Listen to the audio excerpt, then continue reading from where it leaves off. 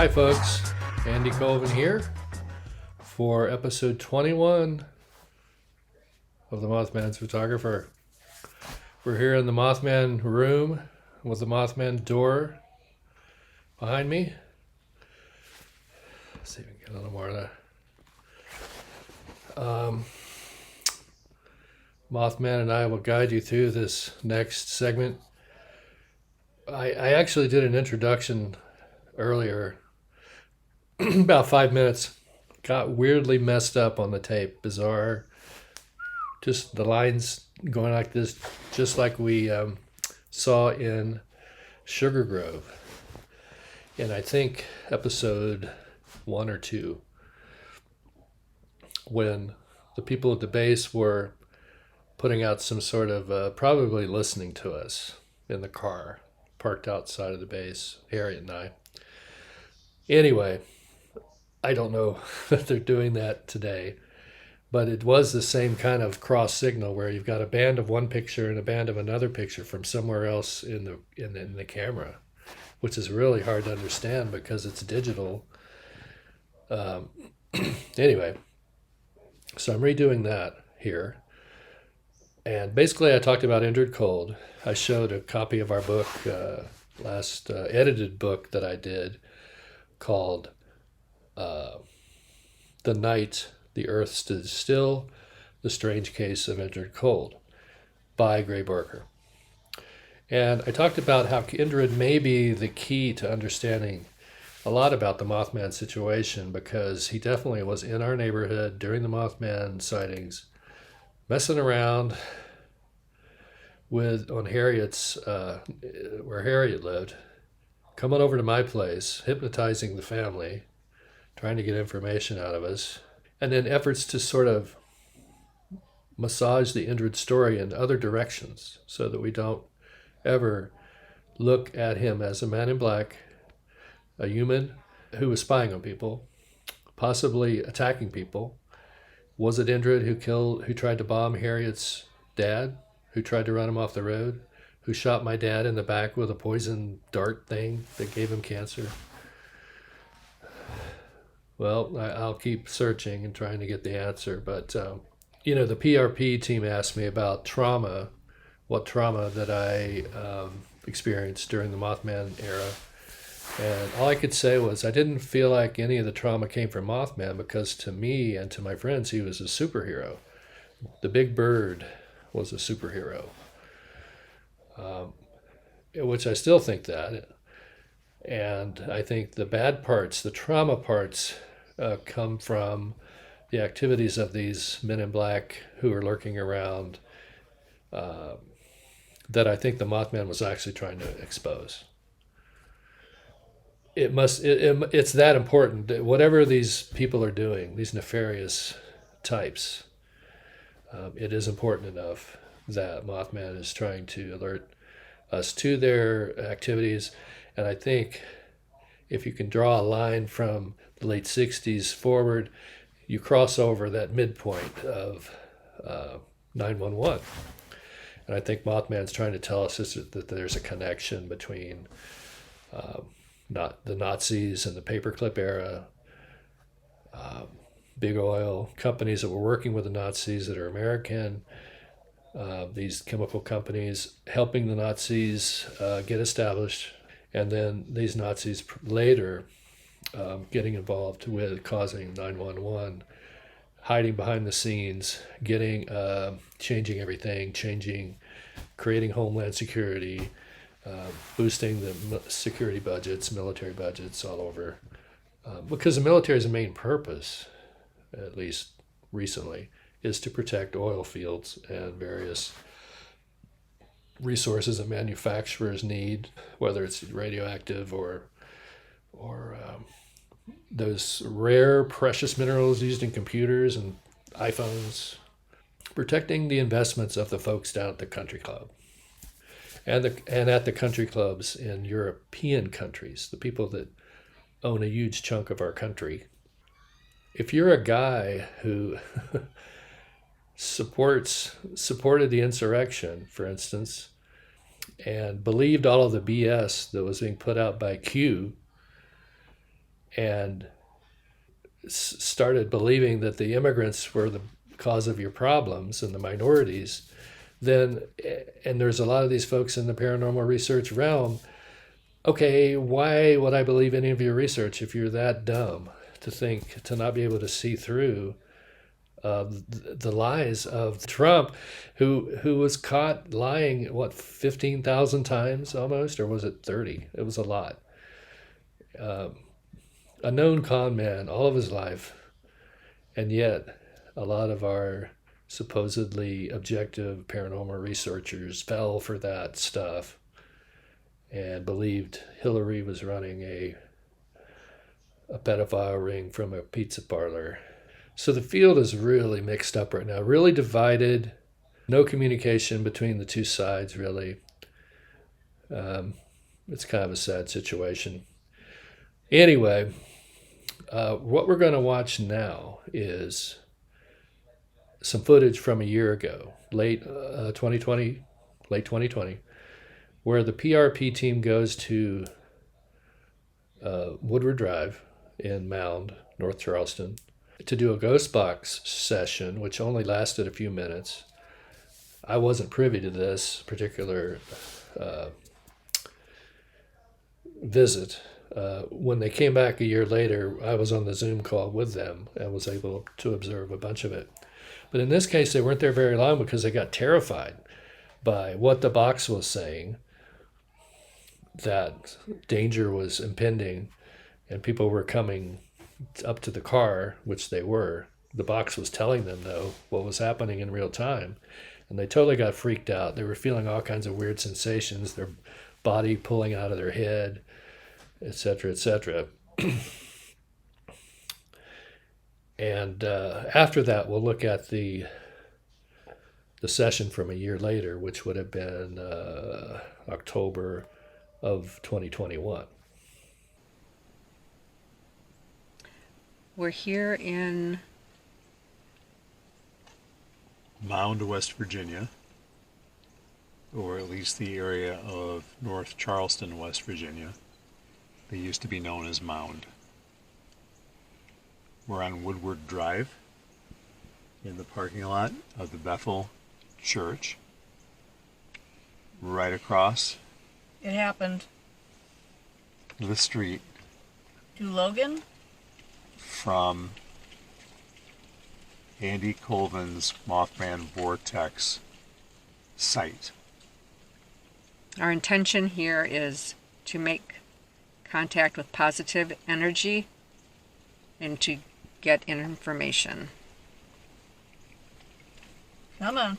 You're not welcome if you are not a positive spirit. If you have evil intentions, you need to leave.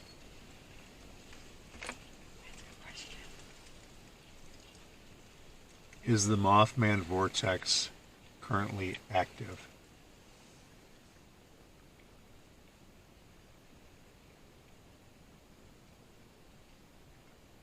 Go along.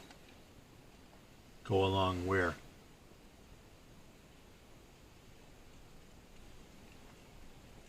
Do you want us to leave this area?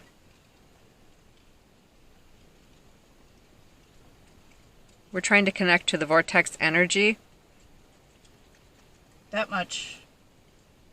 That one. Are we in the right place? We are in the right place. I can feel it. Go looking. Go looking. Where do we go?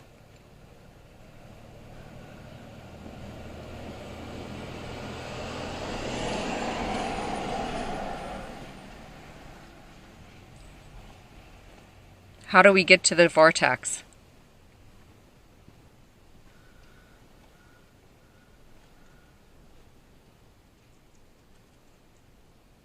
I can feel it too. Mm-hmm.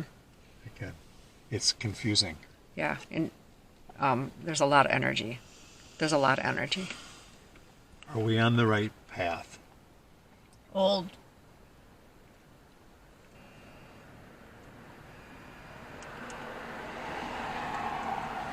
What does old mean?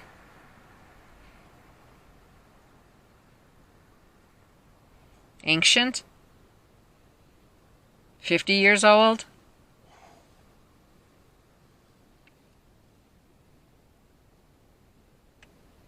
Are we safe here?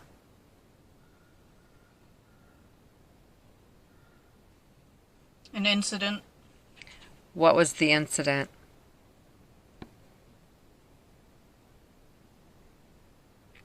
Me and my family. Who is this? Who are we communicating with?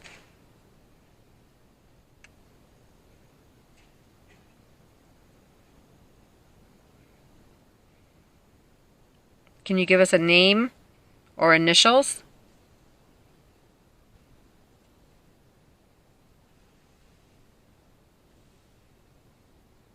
What is the source of the Be energy? with us. Be with us? You got it. Be with you where? Be with you how? This is weird. I feel like I'm starting to float. Like Yep. I'm just Yeah. going up. Yes. Mm-hmm. Yes, we do too. I know you can't hear us. Do you want to stop? Anyone. Anyone can experience this?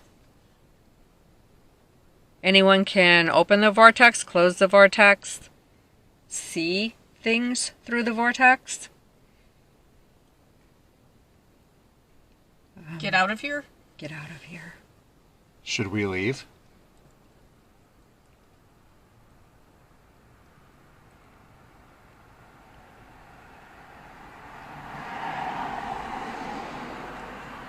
The man. A man, The lady. the lady. There's a lady right behind us on the porch with a dog. Yeah. Do you think we should go? Should we leave? You looking. Looking. Should we leave? Undeniable. Undeniable. We better go. Start the car.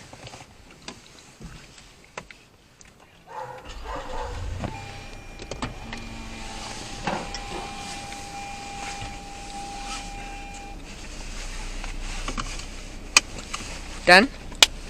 You okay? Huh? Are you okay? Yeah. Okay, that was the PRP team in Mound in October of 2020. What's coming up next is their second visit to Woodward Drive, where they spend a lot more time. And Harriet and I are on the Zoom call. Harriet from Columbus and me from Seattle, from my messy entertainment room in Seattle, along with my son who was there with some commentary.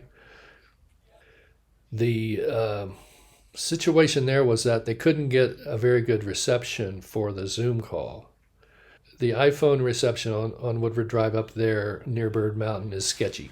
So even though it's very close to the city, which is kind of unusual, why is there no service there? So they went up Bird Mountain to the top, and then it kind of plateaus on the other side, and they drove down there, first place they could turn off, and started the session, and they experience a crazy thing where it feels like the car is being shaken, like a Bigfoot's come up and is rattling the car, but there's no one there. Luckily, as the team was doing this session, we had Harriet on board to sort of interpret what these spirits are doing, given that she has, so much experience with them from her childhood. Now, one thing you'll notice here in this clip is there was mention of Olin, which, of course, is the company that owns the TNT area and always has. Although that's, I guess, a secret. We found out about it by doing a Freedom of Information Act search.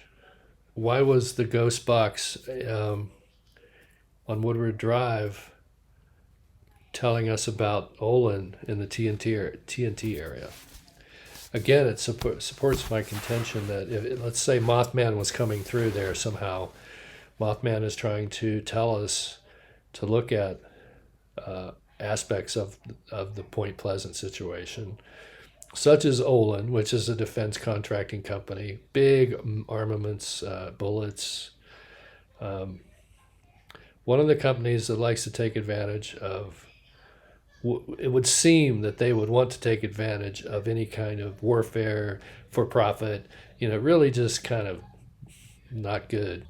And the Rockefellers, of course, were part of Olin.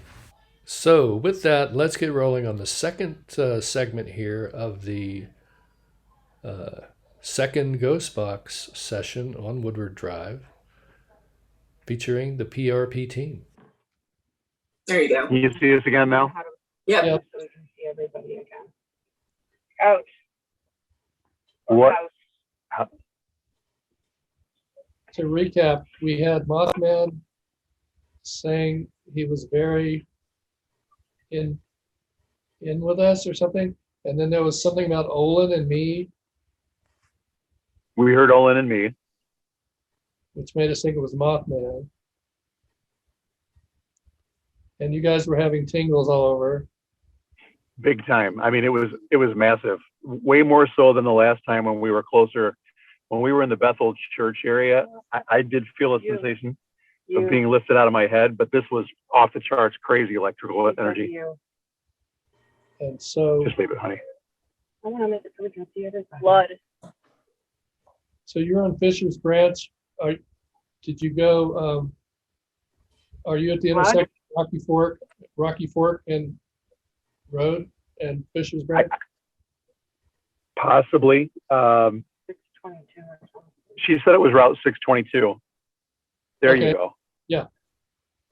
So Is you're that at it? that intersection. We're at the Vortex? You're at Fisher's and Branch and 622. Mhm. Yeah. Okay, I know where that is. That's where we used to ride our bikes. Okay.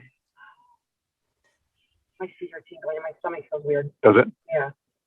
We should ask Amanda some more questions. She said blood. Blood? Blood. Bloody red eyes. Who's blood? It's funny. I'm bleeding right now. That's You're bleeding? Yeah, my leg. I scraped it and I was scratching it and it started bleeding just now. Wow. Did Amanda say itch or bitch? I don't know. She said something. So who are you trying to communicate with? Some more. Some more people. It's a bunch of people just coming through at different times, and they're all trying Yeah. to be stronger than the other one, so they're heard.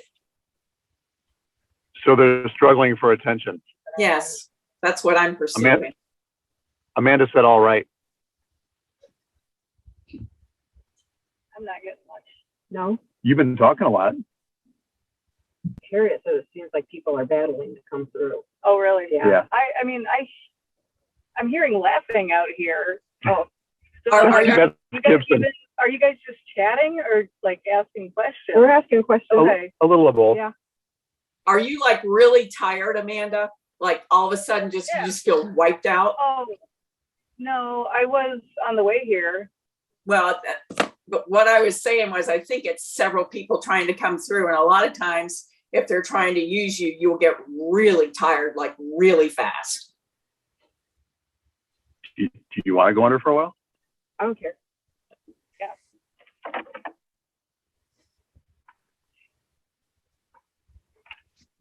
We were tingling like crazy. Oh my God. Way more than the last time. I mean, to the point that it felt like my head was going to like go through the Well, sunroof, like the car kept shaking too, so that kept getting me out. What's that? but it didn't move. It's like shaking back, like side to side. That's also a sign of many trying to get through. Huh. She'll feel like she's moving. Yeah. So what's weird. going on?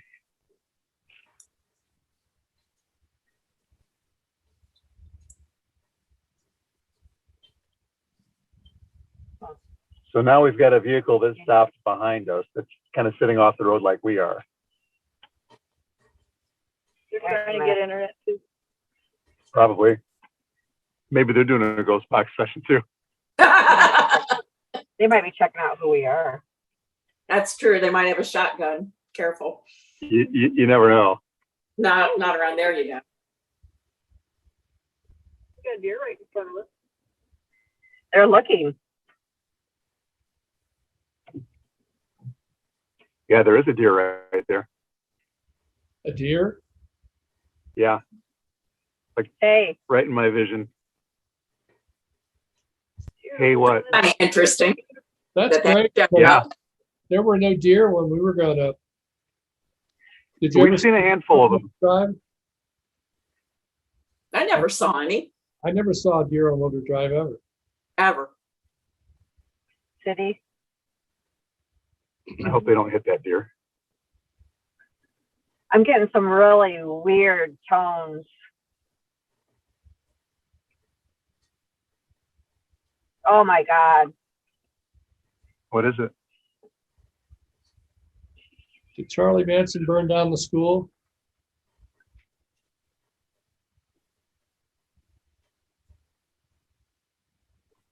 My head just started spinning. Yeah. Yeah. What's the sensation like? Almost like somebody's rocking me, almost like what Amanda was describing. Wow. I haven't had that sensation. I just have that weird electrical, almost like an overload. That's what this feels like, but it's more physical. What's on the tip of your tongue?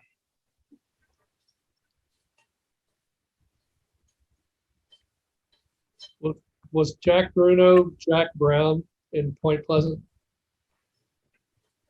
Jack Bruno from Woodward Drive. Was he Jack Brown? Please. Pleasant? She said, please. Please. Like, oh, please. Like, oh, don't even ask. You not want to talk about that?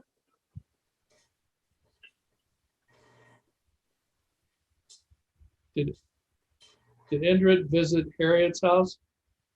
What's it? What's it? What do you mean by that? What's what?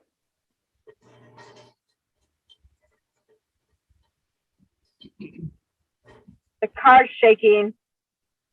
She's saying, now that she's saying the car is shaking. Mm-hmm. I'm not surprised. Harriet, you still sense a bunch of presences trying to come through at the same time? Yes. Do you have Definitely. any intuition as to what it could be?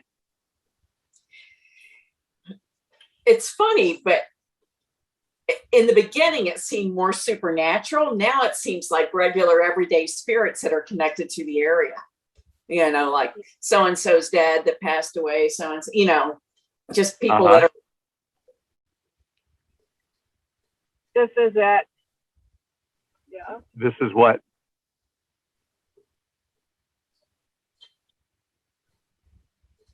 Look out. Look out for what? Be sure. Be sure of what?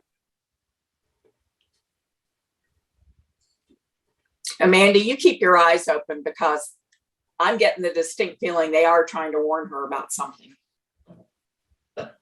So just keep your eyes looking Like all Harriet, do you mean keep our eyes open for people around us, or? Yes. Okay.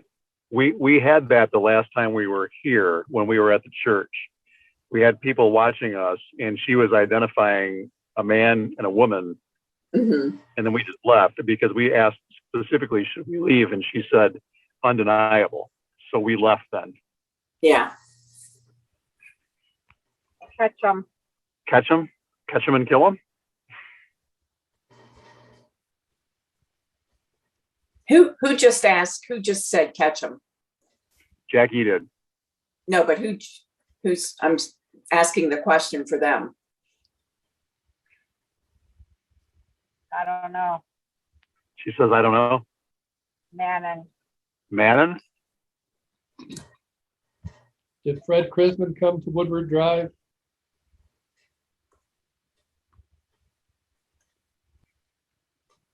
I feel the presence of like a sheriff or What is rumbling? Nothing. in spirit. What's the matter? What the hell's going on? Right? I felt like the whole car was and rumbling. Yeah. Like you can feel the rumble Yeah. under the, like a rumbling. Like there were no trucks going by. And I didn't sense anything, nothing at all. But you did too, When I was under, yeah. but not just now. Not just now, no. So it's when both of you were under that you And sensed. it's the weirdest tones. Those weird, are you getting those weird tones? Like super weird tones. I know what you are. She was scared, but not scared enough to not go back. Yeah, it freaked me out. Well, but- yeah. So we did one of these a couple nights ago in Point Pleasant at a dance studio that's been experiencing some disturbances. And I kid you not, I got the word Indrid 3 times within like a 20-minute period of time. To the fact that the third time I'm like, no, this is bullshit. I'm just dreaming this up. I am making this up. But the first couple times it was clear, and the third time it couldn't have been anything else. It was bizarre. They? They who? Ooh, there's a they. No kidding. An Audi just drove by when she said they. What about that? They have a nice car, don't they? They do. What should we know about this area? Yeah. What is the energy here coming from? Or anything, whatever you think we should know, or that you've tried to communicate before and just haven't landed. We're here to listen now, so if you have a message, this is a good time. You've got an audience. Who's Ed? Progress. Progress? Okay. Does that mean? Spiritually or socially? Give us a little more detail Or on how. are you responding to what I just said? Who's Ed? Oh, Oh, who's Ed? That's a song that we did. Ed Hall? Who's Ed? Who's Ed?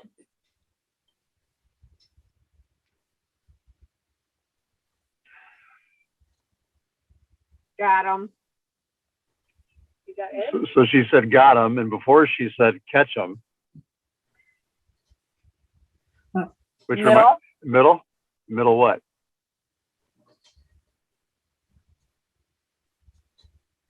Because I told you I perceive like a sheriff. Yeah. Most. Well, Dwayne Bays lives right there. What you just Harry. said.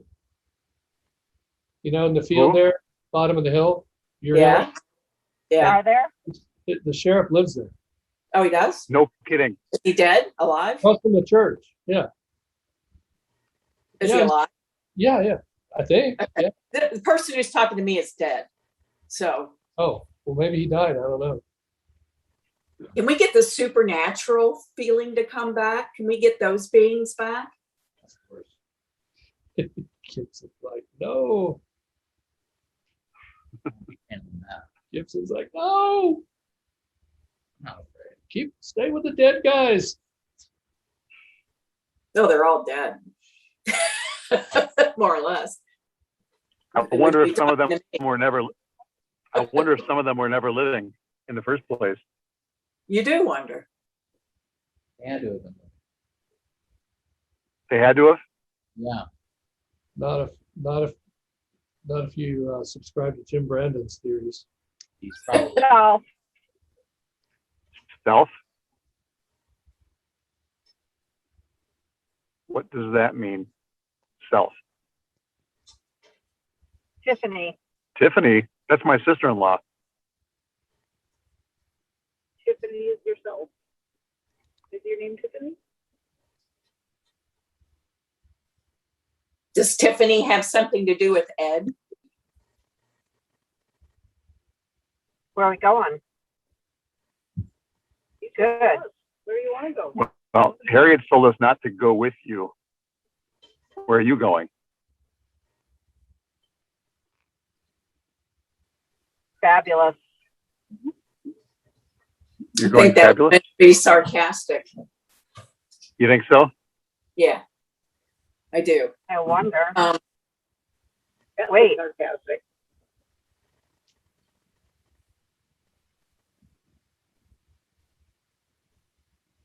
Do they want anything? Soul. Stay away from my soul. We've only been doing this for 32 minutes, according to my recorder, but it seems like we've been here for an hour or more. Mhm. You want things?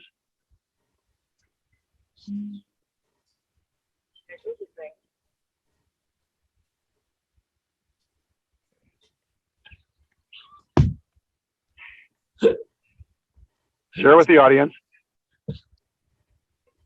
Idiot. Who's the idiot? You can be honest with us. We're here. Well, I thought of Linda Blair. Ouch.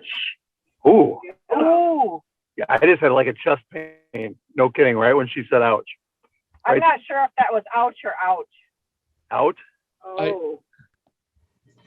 I sold the Linda Blair card to a guy that lived out there where you're at. Oh, yeah? The one that caught on fire after he bought it. Idiots, we get out. AJ. Are they humans? I say yes. Do you want us idiots to get out of here? Hey, we want to talk with you.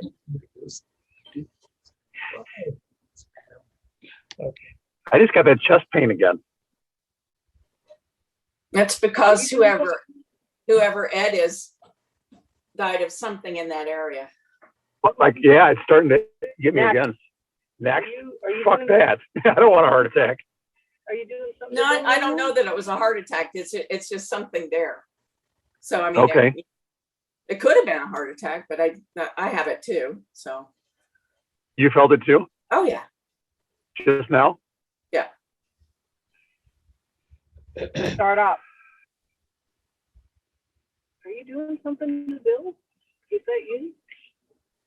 Billy Field and Harry? From From where? little.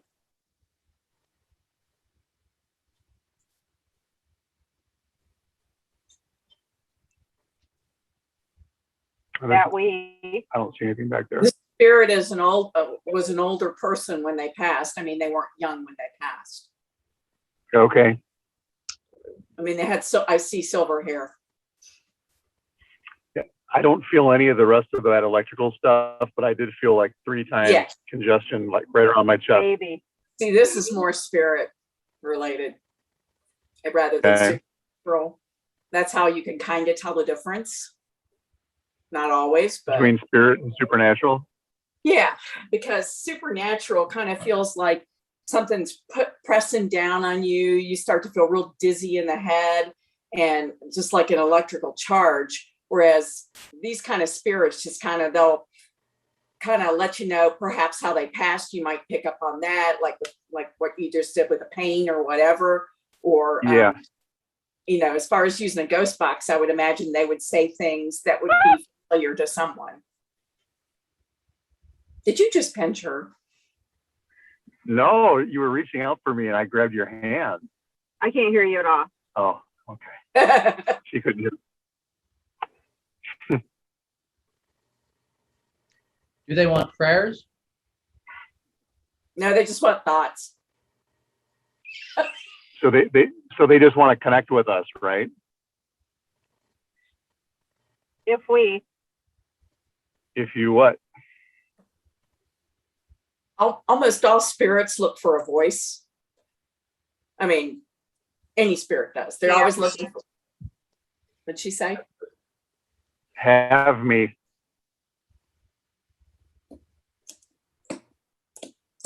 That's interesting.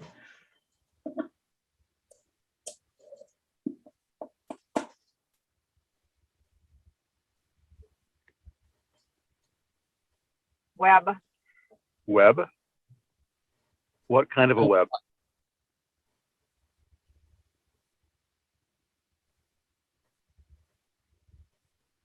Which Which? Which one? Like the Bell Witch or the Blair Witch? Barbara.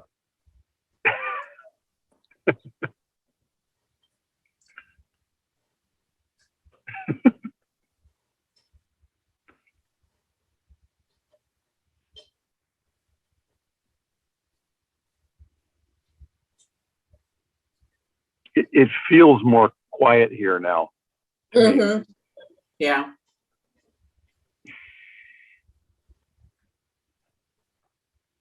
Almost like it's back to normal. Should we know you? Do any of us know you?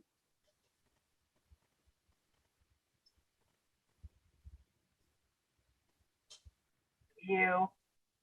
You? Does that mean Harriet knows this person?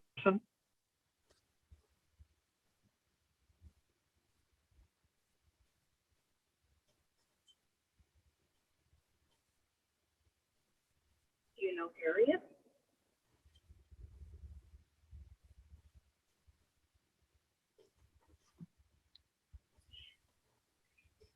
What do you need to tell me? Next. Next, what does that mean? Another person stepping in. I just got to Oh. go to Rich. You feel that? Oh yeah. Because they run out of energy. Who are we talking with now? What do you want to Tanya's tell other us? personality. Is this Connor or Connard? I know you're still alive. Boring. Boring? Uh-huh. Okay. I know.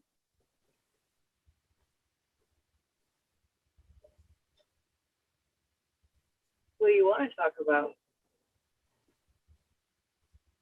Do you know any of us?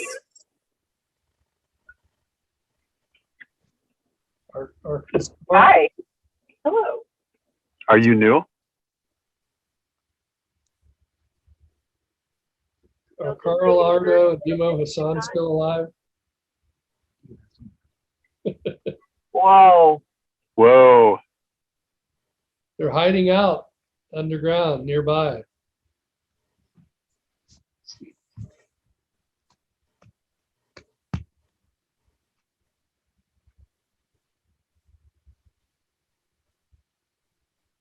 Male or female?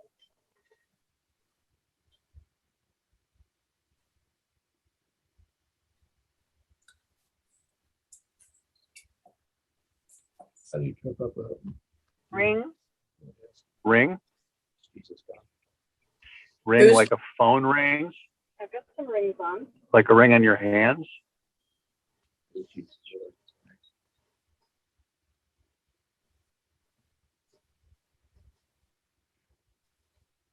Are any of you wearing a piece of jewelry that belonged to someone Lots else? to hear. That belong to someone else? Yes. I am not. Okay, I'm not either. Andy Oh, Gibson. I lost an earring. I don't wear jewelry. Give me. Did you take my earring? Jackie is wearing a ring that belonged to someone else. Okay. She wears it like next to the wedding band. Yeah. I just said I lost my earring and Jackie just said, give me. There's a rosary back here on the Garuda. Might need the Garuda. That belonged to stepdad.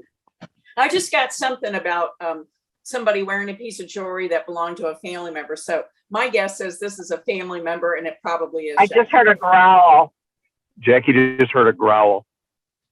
Yeah, because I got it right, So- didn't Yeah, it is a family member's ring that she's wearing. I? So I'm asking the spirit. You growled because I got it right, didn't you?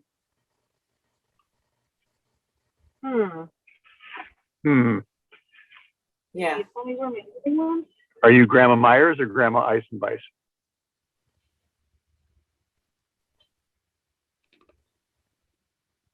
Another growl. Another growl. like a low voice. Roar. Yeah, because you wanted to be more mysterious is what I pick up, and we've kind of figured you out. They don't like that sometimes. Boys? Okay, there's two boys.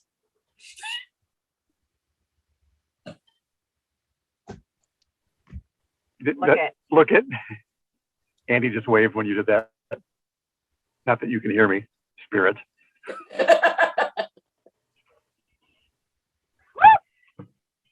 What?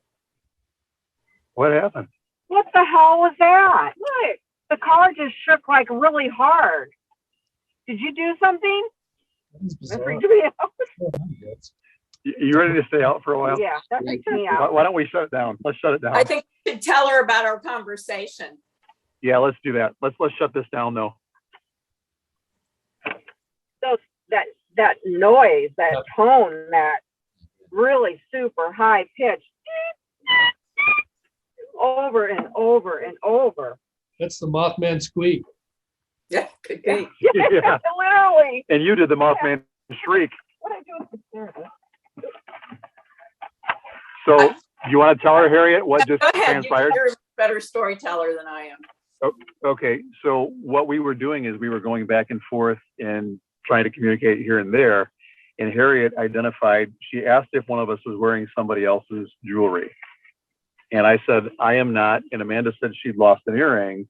And then I said, you're wearing a band with our wedding band that belonged to somebody else.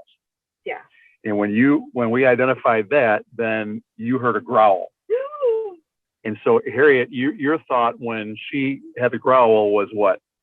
Well, I felt that it was a sarcastic, that I had picked up on something and they were kind of like trying to be more mysterious about it. But to me, that I took that as a confirmation. And I couldn't remember whose it was, but I thought it was either Grandma Myers or Grandma Eisenbeiss. Mom and Dad. So that's your mom and dad's wedding band. Yeah. So maybe that was your dad that came through. Maybe. It was a low voice, very low voice. Twice. That little ass. And I thought it was one of your grandparents. No. But that's your mom and dad's wedding band. Her mom and dad were divorced when they were younger. Uh-huh. And her dad passed away about 10 years ago. Mm-hmm. Yeah, because I took that as a sarcastic kind of growl. So 3 times in a row, I had chest pains. Are you kidding? No, they were minor. They weren't huge, but they got my attention. It felt like I've never had a heart attack, but it felt like a real minor kind of like chest did your cramp. dad have a heart attack, Jaci? He had heart issues. He died from renal failure. He had had a heart attack before, yeah, in the past. Okay, that could have been what you were picking up, or it still could have been the guy that I see like in a sheriff, police, or whatever uniform. That was before that spirit, but that spirit came in and pushed that guy out of the way. Ooh. There was a And definite. Harriet, you had said, and I think Jackie was still with us then. Mm-hmm. That is weird. My dad's cousin was just an ass, and he was a cop. And he died of heart attack. And he No died of way. heart attack. Oh, Yeah. There we go. Yeah. Well, and was he loudmouthed? Was he really Yeah. loud and obnoxious? Okay. Yeah. Yeah. That's probably who this was, because the loudest ones get through. That's really pretty trippy. I never liked Yeah, him. it is pretty trippy. He would growl. Yeah. Yeah. I never liked them. Like I said, the person was pretty obnoxious. So Yes, David Riley.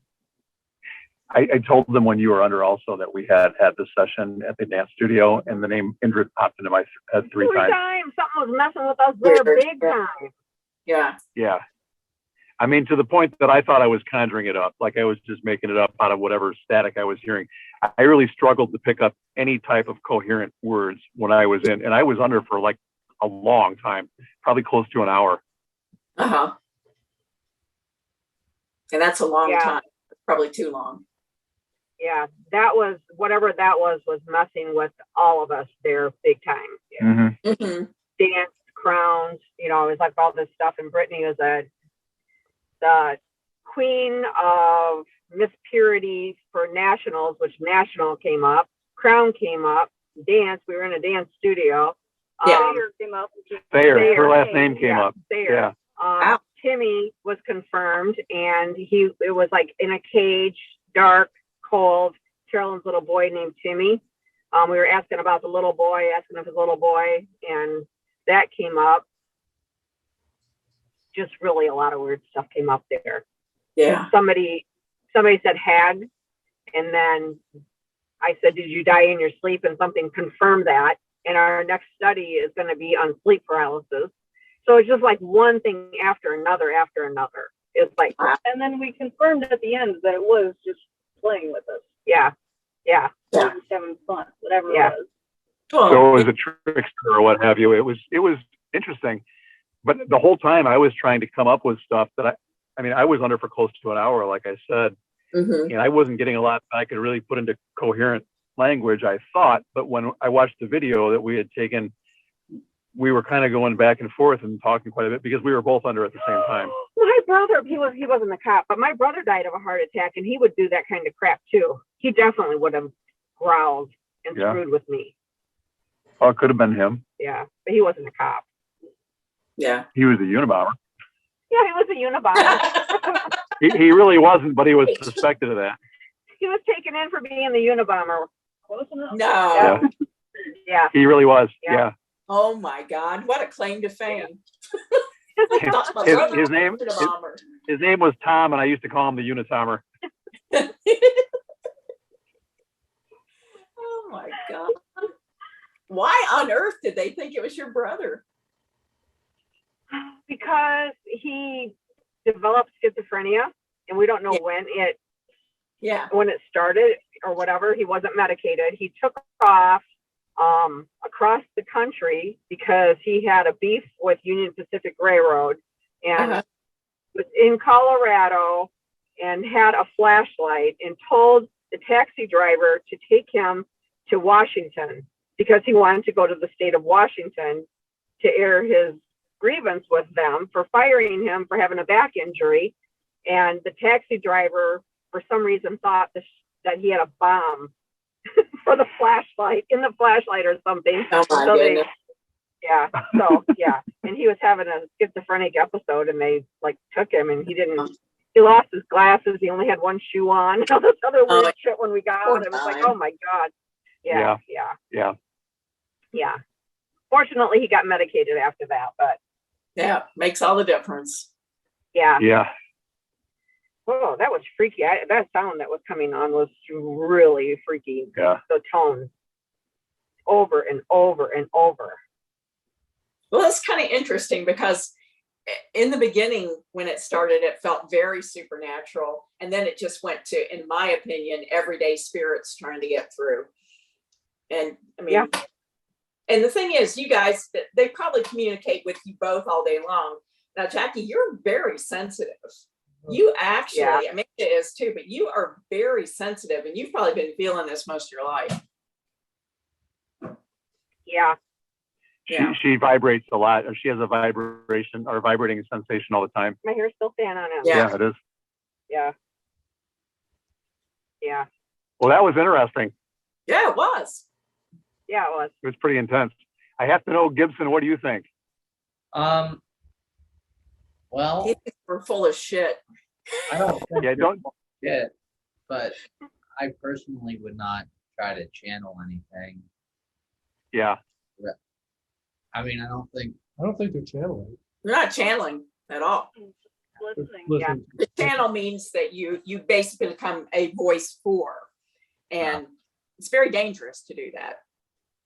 Well, I try to associate myself with spirits of any kind, unless they are physical spirits, in which case they're not kind of Physical spirits? Yeah, like if they're from a higher place and they're coming down, manifesting, then they'd probably be more trustworthy than lower spirits, who are usually the ones that are wanting to go after you.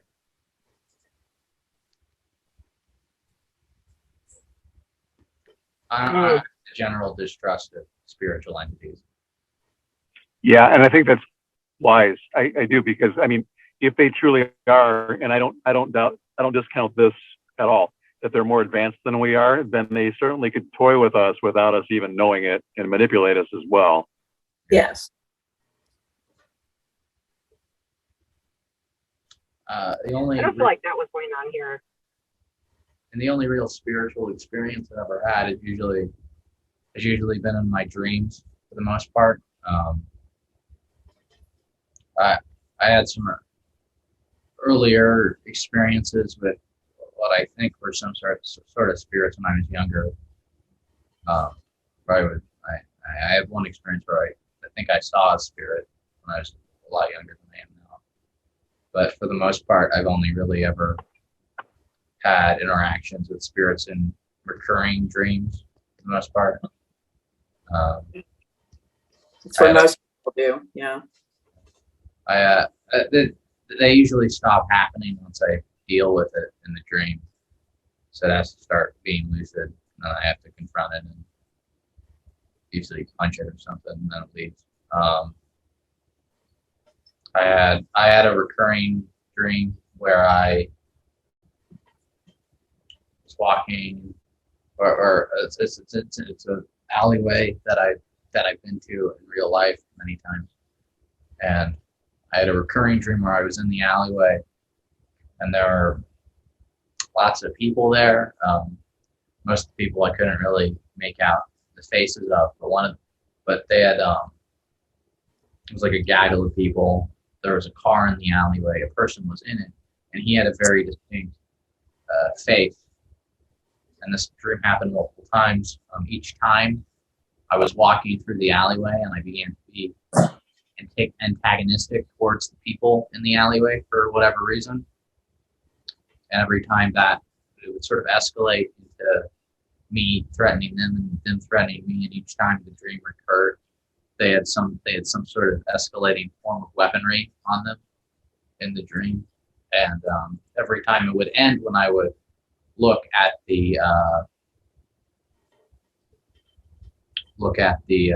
man in the car, and he had a very distinct face, and I could and he had this, and I had the sense that he was an outside entity, or not an outside entity, but he was an entity that I was interacting with, because I have had that sense in a number of my dreams before, where there have been entities in dreams that have felt like my own dreams, but then at some point they become different, and they're not what I was expecting in the dream because I'm interacting with a spiritual being.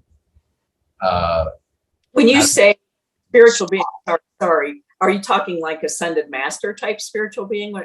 I'm just curious. Demons, spirits, and stuff. I think the ascended masters are bunk. Well, they exist, but they're not people. Yeah. Yeah. That specific alleyway dream ended once I went to the alleyway in person and did a prayer at it. Where's that? The alley by Kettleville. And so it ended after that. And my other recurring dreams ended once I confronted the spirits that were in them. That's interesting, and it makes rational sense too. It does, because I mean, to summarize, it sounds like you confront your demon, so to speak, if I could use that term, and then it's gone. At least I don't think they are mine. I think they're trying to become mine, and if you deal with them in a way that's confrontational, you don't be nice to them, they tend to scamper off pretty quickly. Mm-hmm. If you know that they're there. Interesting. Yeah. Well, we've got about an hour drive back, guys, and a pretty early morning. I'm kind of thinking we need to journey forward. Yep. We gotta find our way back. Yeah, we got to find our way back too. So there's always that. Well, as you go out, you're going to go out through cross lanes. Probably. You're going to go out Rocky Fork. You're going to make a right there on Rocky Fork. You go to cross lanes and get on the interstate, right? Or, no, I guess you're not going to do that. What are you going to do? You're going to go. Yeah, I'm going to use my navigator. That's what he's going to do. That's what I'm going to do. I'm going to punch in. If it works. Yeah, you're going to get on 64 and then go get off at Winfield and go toward Pick Point at 35, yeah. But on the way, as you go through cross lanes, you can go to Huskies again. Yeah. I think I've already picked up a few pounds out here just from eating the way we have been. Yeah. But that was good. That slaw dog was good. This Well, was we got fun. good ice cream. You can get a cone I saw that. with the little sprinkles. Like you were eating when we first got online. That's right. I got strawberries from the backyard, raspberries, some Ben & Jerry's, Italian chocolate hazelnut sauce. Fantastic. Fantastic. Well, thanks for joining us, guys. It's fun. This has been a blast. Yeah. Get some sleep. Long day tomorrow. Yeah. We'll let you know how our last interview goes. I can't wait to hear. All right, guys. Thanks, guys. Good to see Safe you. travels. Bye. Thank you. Have a good Bye. night. Tell Gibson bye. Okay. Okay. I don't know where to begin. This is such a big topic because it ties all the way back around to the beginning when I knew that the prophecies were real. In 2001, I contacted Loren Coleman. He was fine with my story until I mentioned that there was a conspiracy between the Men in Black and different players in the Kanawha Valley and Ohio Valley, like perhaps Carbide, Lind, their subsidiary from Germany, which was a big gas. They've invented. Lind has invented all kinds of gas things. Carbide, of course, has too, because they were the original gas crackers, going back to their late 1800s. Cracking gas, making oil and fuels and all kinds of things from this. Lind invented air conditioning using this method. You take the gas, you cool it, or you use gas to cool things. So gas is a thing here. A lot of people have no idea what the gas industry is about. They hear all about the oil industry because they have to put gas in their cars. And the price goes up and down depending on who's in office. If there's a Republican in office, the prices go down. If there's a Democrat, they go up. And this is the oil companies trying to influence policy. And the oil companies have different strange connections to different corporations, other things, religious institutions. Like during the World War II, we saw a collusion between the Catholic Church and the Nazis. The Catholic Church was helping a lot of the Nazis escape, and some of those came to the United States under Operation Paperclip and started working at places like Wright-Patterson at the NASA headquarters in Alabama, where they built the rockets with Werner von Braun and Dornberger. Pope John Paul worked at Solvay, which is a division of IG Farben. During the Holocaust, he was delivering Cyclone B gas to the concentration camps. So you tell me, how does a guy working for a gas company, Solvay, by the way, is located in Ashland, Kentucky, too. How did that guy become Pope? What are the connections between chemical companies and the church? And is the church, Keel often hinted at this, he would call it secret societies. Well, who are the best ones around? They're the Jesuit secret societies. And a lot of the big GOP players are members of these Opus Dei type groups. The Catholic Church has a long history of using groups, occult groups, to influence things. And they have very good plausible deniability, because who's going to believe that they're using Aleister Crowley, for instance, or Satanists or ritual occultists to work for them? And a lot of times the people that are doing their bidding don't even know that they're doing it. They're just somehow, it's a very elaborate system and very effective, and they've kept themselves in power for 2,000 years now. So that's what you're up against. if you're really trying to get into the Mothman conspiracy. Now, this isn't what Seth Breedlove is into. None of these documentary filmmakers have ever really been into uncovering the conspiracy side of it, because the clicks and the streams are going to come from, you know, yet another documentary about Point Pleasant. However, I think there's a potential there for, if they're interested in money, if they would cover the real Mothman migration. It wasn't from Point Pleasant to Chicago, it was from Mound or North Charleston to Point Pleasant. They never want to go back a little bit, and this is where Seth and I got off on a bad foot, is that I told him that, hey, the sightings didn't start in Point Pleasant like your trailer is saying. They started in North Charleston, north of Charleston, and in North Charleston proper, such as Clendenin, all the way down the Elk River to Charleston, Mound, West Virginia there at the confluence. It's just that stuff didn't get reported. They didn't have a Mary Heyer in Charleston who was going to doggedly follow the story and write articles about it all the time. And I would bet that there were probably more sightings in Charleston than there were in Point Pleasant.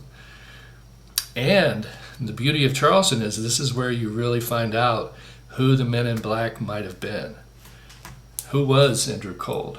Was he working for the gas company? Well, he was. He appears to be, because his home was on gas company property there in Midway, West Virginia.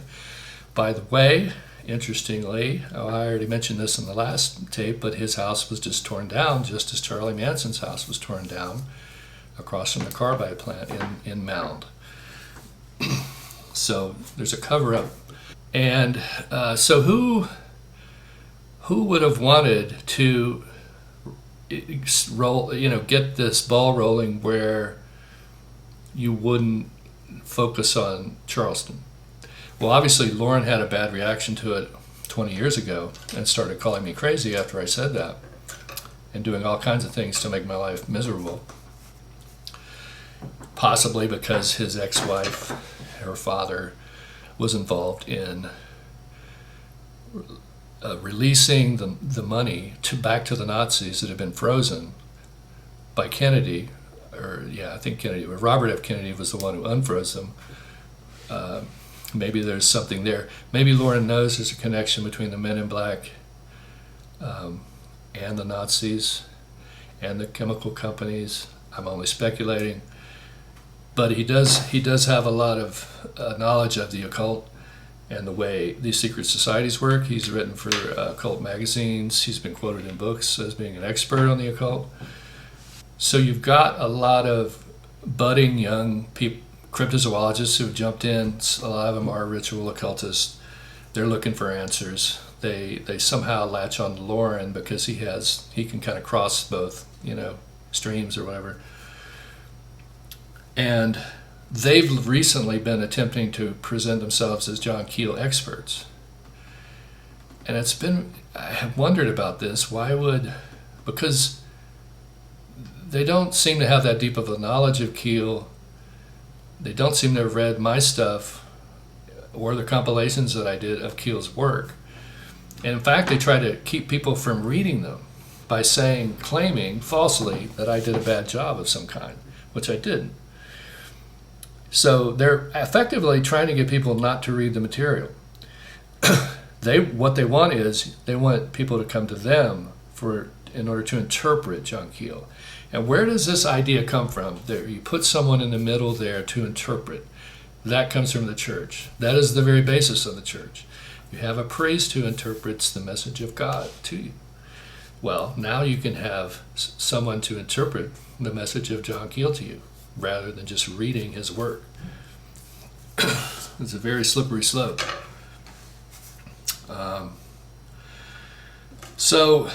There's a political component here. Most of your MAGA people tend to fall on the cryptozoology side. Most of your supernaturalists tend to fall on the Democrat side. I noticed that during the election, Lauren Coleman was posting anti-Hillary stuff. That doesn't mean he's pro-Trump, or does it? it certainly, I mean, I think that's kind of what it means, because why else would you, you know, go after Hillary? With that whole stupid pizza stuff. What's he doing promoting that stuff? I think I'm right about that. If I'm wrong, I apologize, Lauren. But another person like this who's super MAGA, well, Lauren's not super MAGA, is Steve Ward, who I would call super MAGA. Made an entree into the Mothman Festival world about 10 years ago, started helping out. He's a very nice guy. However, when it came to the election and all that, he was anti-immigrant. He was definitely pro-Trump. John Frick announced on Facebook, he said, I'm tired of this. If anybody, during the insurrection of January 6th, if any of you people support these insurrectionists, then just defriend me now. Well, Steve Ward defriended him, blocked him. He also blocked me, because I was wondering why Steve was telling people that I had illegitimate titles out there, which is complete BS. And even worse, claiming that I ripped off the Keel estate for tens of thousands of dollars. Absolutely no truth to it. I'm just vicious, backbiting, undermining. Why? I'm still asking that question. Why?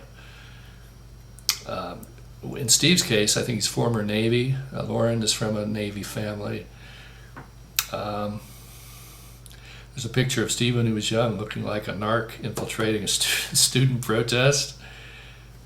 I don't know that that's what it was, but that's what it reminds me of when I look at it. You know, the aviator sunglasses. Nobody wore aviator sunglasses in the protest movement. It was only the narcs. Other little connections here.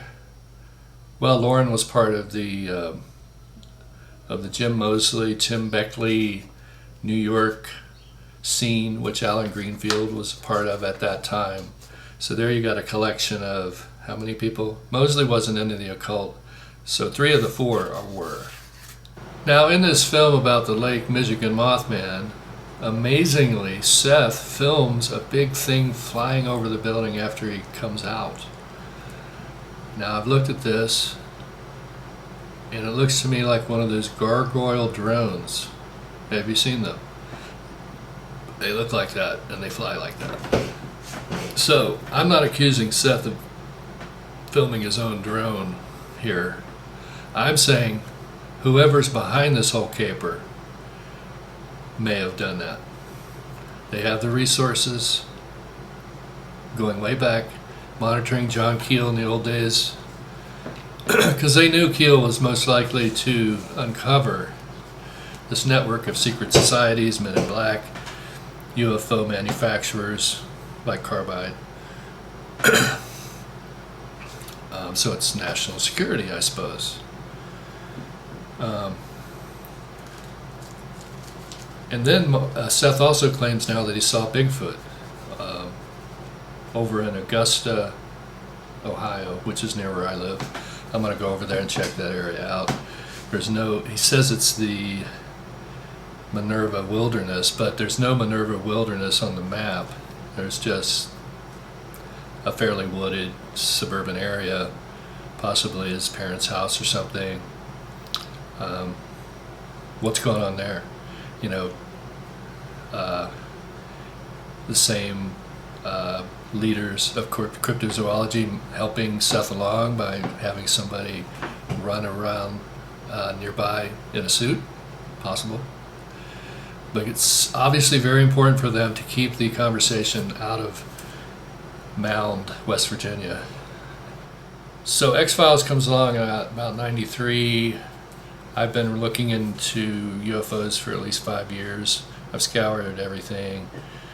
Haven't heard a word about Keel. Maybe one mention, and I was like, who's that? You know, there was nothing certainly pointing to Keel to say, hey, read this guy, he's great. There was nothing.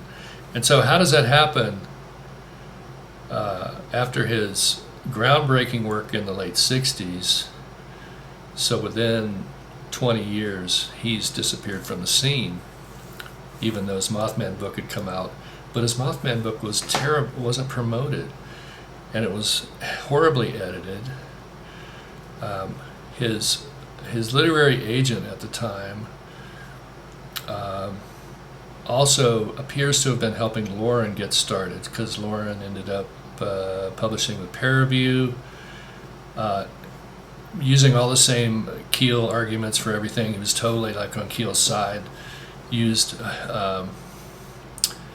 I think used his Keel's literary agent to get in there and get a couple of books out, get his career started. But then he quickly changed gears 180 degrees and started doing the cryptozoology line, which is that this is just a big bird, reflected eyes shine, no actual red eyes. And then years later, he's saying that these were glowing red eyes and that Mothman was a demon to George Norrie. And Norrie's like, yeah, he's a demon. And Norrie at the time spouting very Christian things about it, like demon, demon, demon. Of course, Catholics and Protestants both would go in that direction, because they don't want to believe that there can be another alternative deity out there, like we have in India or Buddhism, like the Garuda, who might be helping people by trying to stop their oppressors. And this is exactly what I think Mothman was doing. Who are the oppressors? The gas companies, chemical companies, oil companies, Nazis. So, but I find out about Keel's book, Mothman Prophecies, by accident in Charleston at a bookstore. Even though I grew up there, the book was never promoted there. No one ever heard about it. No one even knew that it was called Mothman. We thought it was called The Big Bird. There weren't any Big Bird books out ever. So suddenly there on the shelf is the Mothman Prophecies by Keel, and I'm like, oh, okay, well, wow, what's this about? And then I find out it's about all the different things that happened in our area. But it was focused mostly on Point Pleasant, because Mary Heyer was there writing about it, and Keel could easily get in there and talk to her about it. He and Gray Barker did come to my neighborhood though and talk to people, and relationships were formed, and Keel kept track of us, genius kids, at the Grandview Elementary from then on, and that's why he was so, I think, open to working with me on this, because of that. Okay, so it's very early, it's like late '92. I think it was Christmas of '92 maybe when I found that book. I started posting about my story because I got all excited, Well, then I hear later that the X-Files writers had used that material to set up the basic characters in the show and the locations of the secret base in West Virginia and all that. So, but in '89, or between '89 and '93, when Keel's book was reprinted, he had no profile in ufology at all. I can attest to this because I was there. So how did it happen that within that time period he was written out of the history? Well, we don't know exactly how, but we do know that it happened, and we do know that it could happen again, because what happened was his book was reprinted. Richard Hatem saw it, and he got excited and decided to make a movie, and that came out in 2002. And so Keel was in the limelight again, and there was really nothing that the spooks could do, except that Lauren sort of latched himself onto the production and used it to promote his work. This is why about 10 years after that, I started working on the Keel compilations, because I figured if no one saved his early work, stuff that wasn't in his books, then that stuff would disappear forever, because somebody obviously wants it to disappear. And so I did that. Now there's a new problem for the people on the Men in Black side, or crypto side, is that in that now we've got these books out and the material is there. So what's the only thing they could really do is to sort of delegitimize that stuff. But you can't delegitimize it until you've presented yourself as an expert. And so this is why I think in the past 2 or 3 years we've seen a move on a lot of these people. Steve Ward, for instance, doing lectures about John Keel. And I just have a hard time thinking that Keel would agree with anything Steve Ward believes. They're just not in the same ballpark at all. Maybe they might agree on something about UFOs or something, but politically, no. It's not. It's strange that so many people with really conservative kind of outlooks are into John Keel, and all I had to do was promote a couple of those compilation books on the John Keel list on Facebook, and instant attack came from the other side. Instant. Like, oh, you're just, you're trying to make money, you aren't being a good steward, you didn't put the articles in order, which wasn't true. Just stuff that it wasn't true. And got people worked up and eventually got me kicked off the list. Well, the moderator of that list, Jerry Ham, is a Trumpster, Trump supporter. So that all made sense to me. It's like, this is all political. But again, the political side, it does play out as a drama, as Seth mentioned, in who's promoting the supernatural or not. I have no problem with there being other sightings in suburban Chicago. I have no problem with sightings being anywhere. My problem is no one wants to look at the original sightings, the earliest ones, and the related Men in Black activity, Indrid Cold in my neighborhood, messing with people, hypnotizing people, getting his psychologist friend to hypnotize and treat my friends, drug activity, mobster activity, bombings, the possible murder of my father, all these things, lots of deaths at Carbide, lots of deaths in my family. Very dark time. And yet, very little sympathy or even empathy or even just interest in finding out what the hell is all that stuff. It's buried beneath the surface. I think some people are aware of it. They get a hint that there's a much darker story. It's the human side of the story. Mothman himself, I don't think, is evil at all. But the human part of it is very dark. And it's a battle over ideology and belief. Can we still have supernatural events?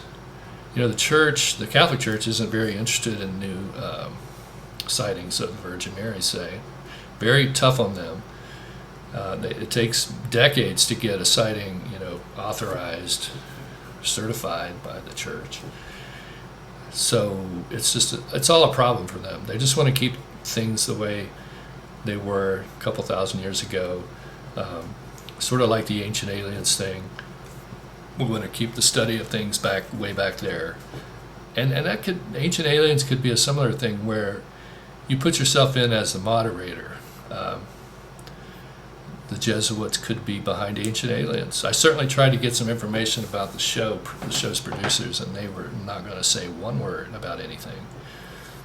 But you think about it, they're interpreting the ancient phenomenon of UFOs and leading people in a direction there, as crazy as it is, saying that it's aliens, in a way that kind of takes it off-world, right, and kind of makes it easier Well, at least they're not deities, right? They're not necessarily benevolent deities. That would be the real problem. You don't want anyone challenging the monopolism of religion. We've only got, what, 3 basic religions? The brands, the various brands out there, with a few, many actually, weird little alternative spin-offs and things. One of the things that happened during the late 60s, 70s was the Rockefellers had a huge religious network set up. Right-wing Christian fundamentalist groups. They set up institutes. The names are. There's a book about it called "Our Will Be Done" or something. "Thy Will Be Done," maybe.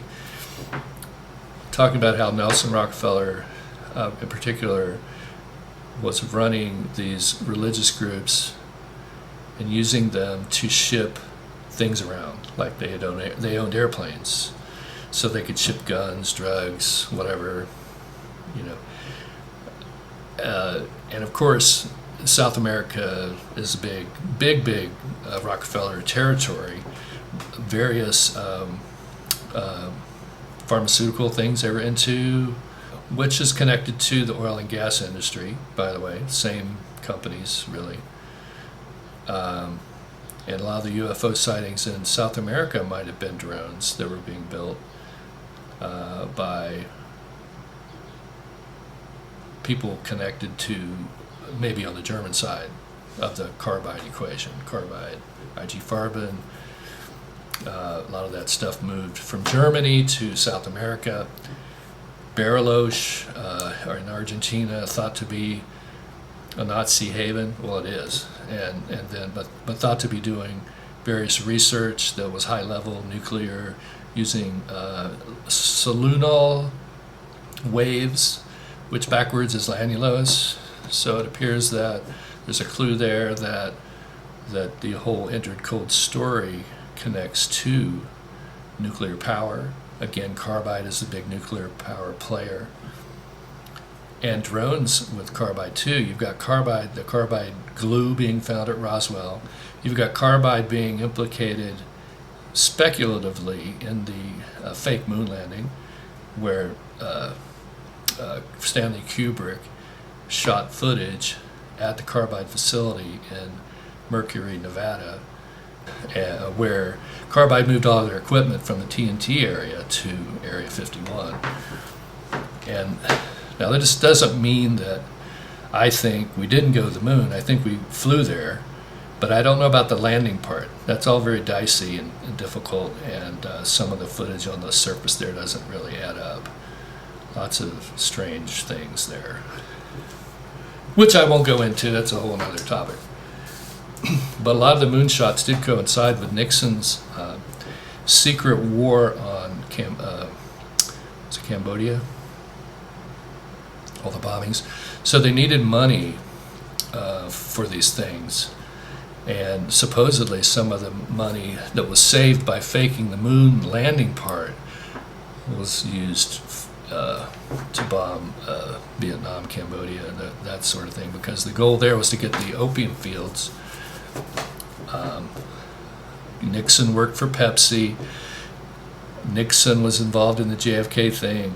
Pepsi was implicated in flying cocaine back to processing it, even in their there was at least one factory in Vietnam or Laos maybe, caught producing nothing but opium, or heroin, and then shipping it back in the bodies of dead soldiers to America. This is all fairly well documented. It's certainly not something anyone's ever going to admit to, but there's pretty good evidence for this, that they were using Southern Air to fly this opium back from the Pepsi plant to the Air Force Base in Delaware, I think. And in one case, there was a crazy murder there that occurred.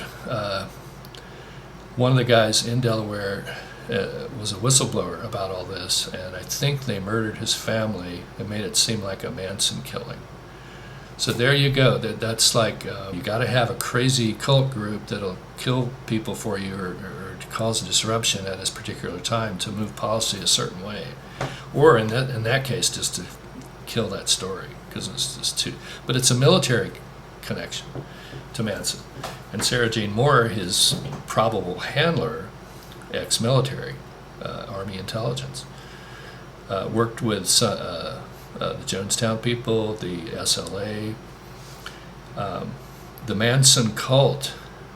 A lot of evidence that the Manson cult was connected to another cult, the Son of Sam cult. In fact, one of the guys in the Son of Sam cult was somehow intermingling with Manson or the Manson family. I believe his name was Mintzner. This is old conspiracy stuff, folks. I'm trying to remember it.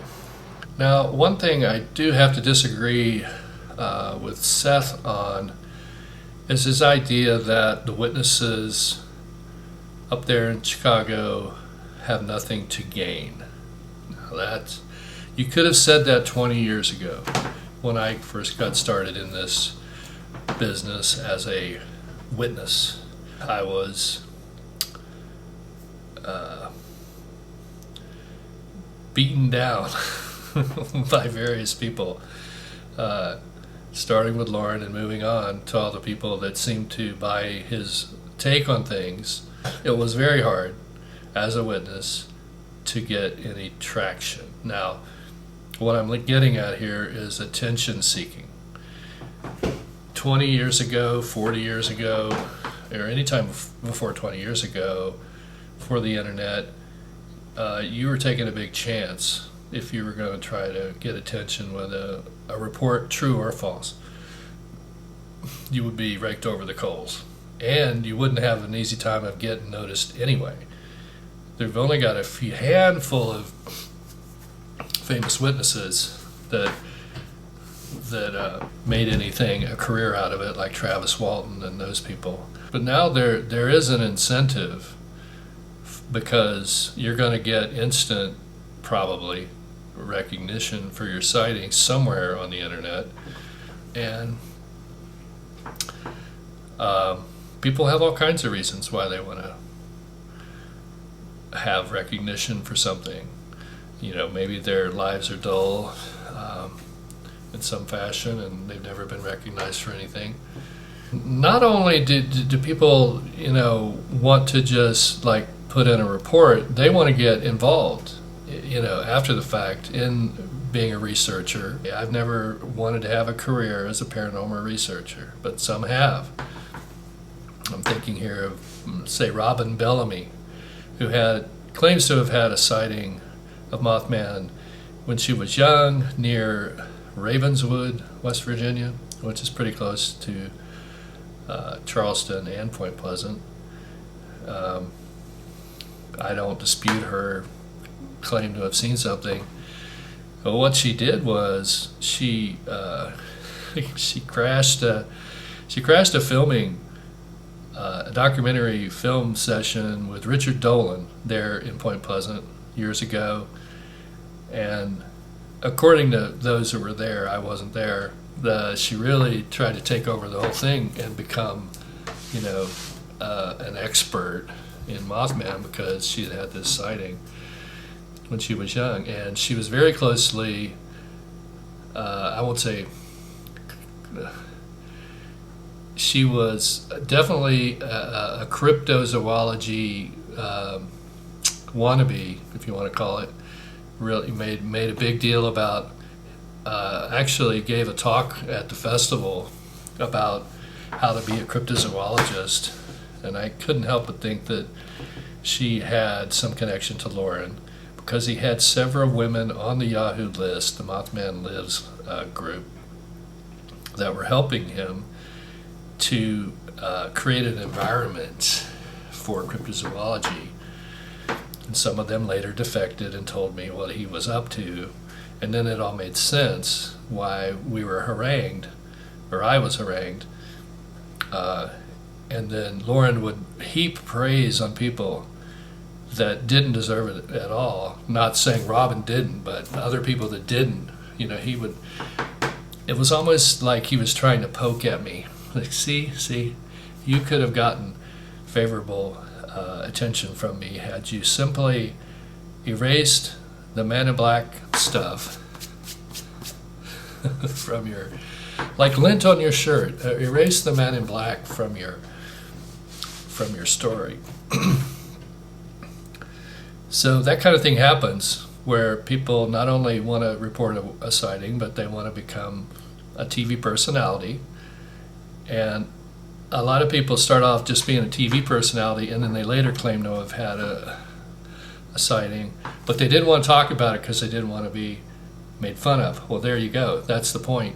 Witnesses are harassed and made fun of, and the researchers know it, and yet they still persist in using the system for whatever it's worth to propagate their own interpretations, their own journey, essentially, to discover what's behind all this. And I just think there's an overall failure of the educational system. I think we've been dumbed down over the last 4 decades quite a bit.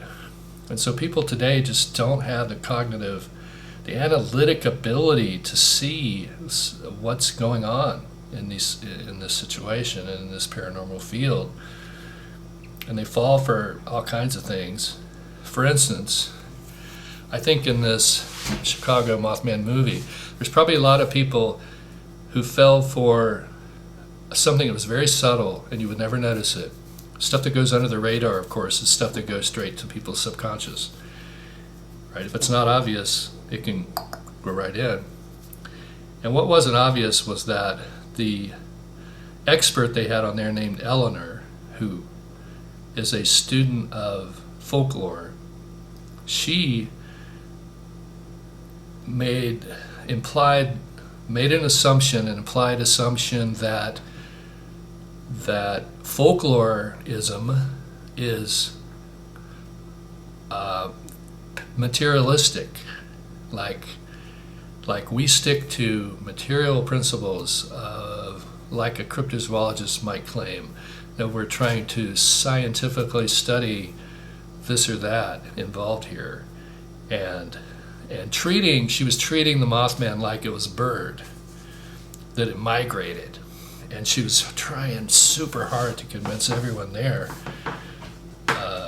that this was the thing, that this was a migration of an unknown species. Why would a folklorist do that? That's not folklore anyway.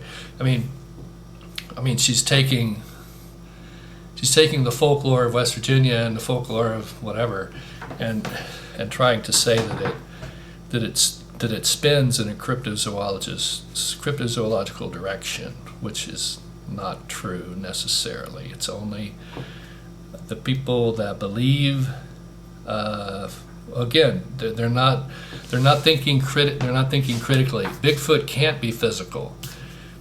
Mothman can't be physical. There'd be poop. There would be all kinds of evidence, and of course the field is slowly, grindingly coming to recognize that the Bigfoot is supernatural.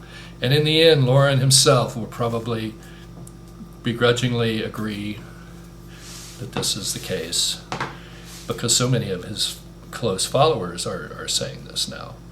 They're wanting to be the intermediaries for the new way of looking at Bigfoot, which is that it's supernatural. And then stuff's going to get really weird at that point.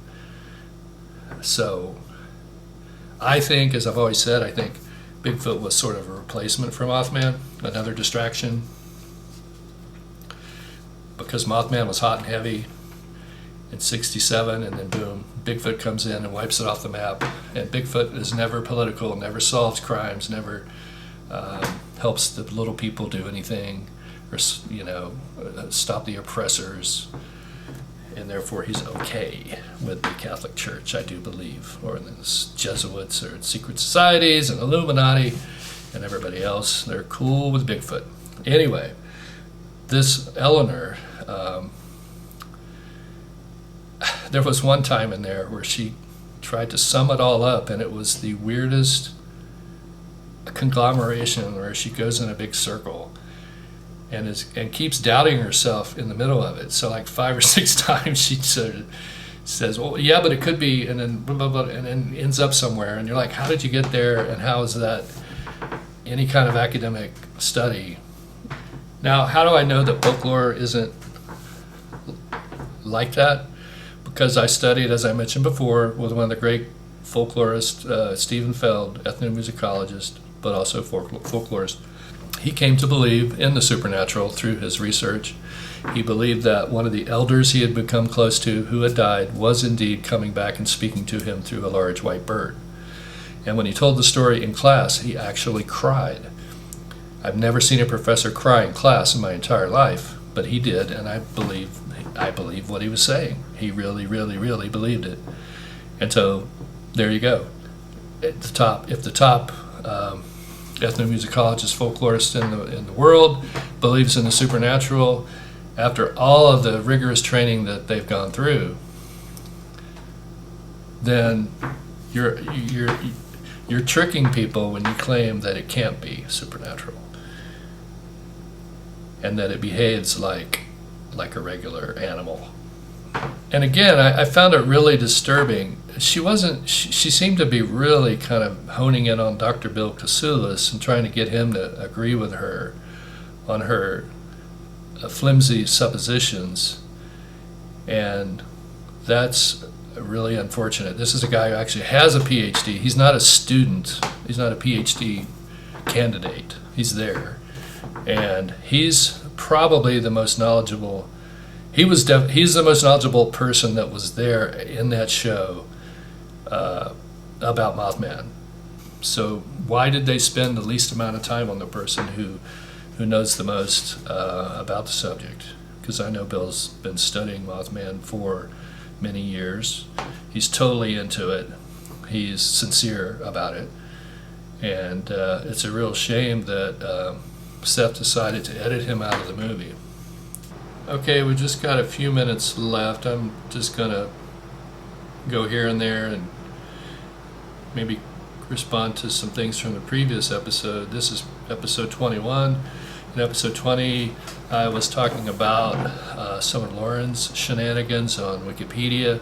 If anybody wants to research that, they can go to Wikipedia. Hopefully they've still got all the data up. They've got every edit listed in the database there, so you can go back and see that someone going, I don't know when they started, it must have been real early, over 20 years ago, editing on Lauren's page, editing in other places, inserting Lauren into other Wikipedia pages, pushing that line of cryptozoology is the only way to study this stuff, and of course created by the CIA. Why wouldn't the CIA still be involved? You think they just create stuff and then just let it go? I mean, they do in some sense, like they did with Facebook. The DARPA, the military, CIA, developed Facebook, but called it something else. And the day that ran out, the DARPA, whatever, things that the government develops do become private, and the private entities get to make the money off of the development, which is paid for by our tax dollars. So Facebook was developed, but with our tax dollars, and then handed over to a private entity, Zuckerberg, to continue on. So, and Google, the same story. Okay, Andy Colvin here. It is December 16th, 2021, one day after the Silver Bridge collapse anniversary. We've got a few more minutes on this episode, so I thought I'd do a little more explanatory material. I've got a page of notes. What I think is we're kind of past the point of no return with regard to the paranormal. There's really nothing else to study. I mean, yeah, everybody pretends that they're studying the phenomena, but we all know the answers aren't there yet. And I guess a lot of people in their egotism think that they're going to be the one to figure it out. So they keep on trying. But the real problem is that they've all monetized, especially now that the pandemic's hit.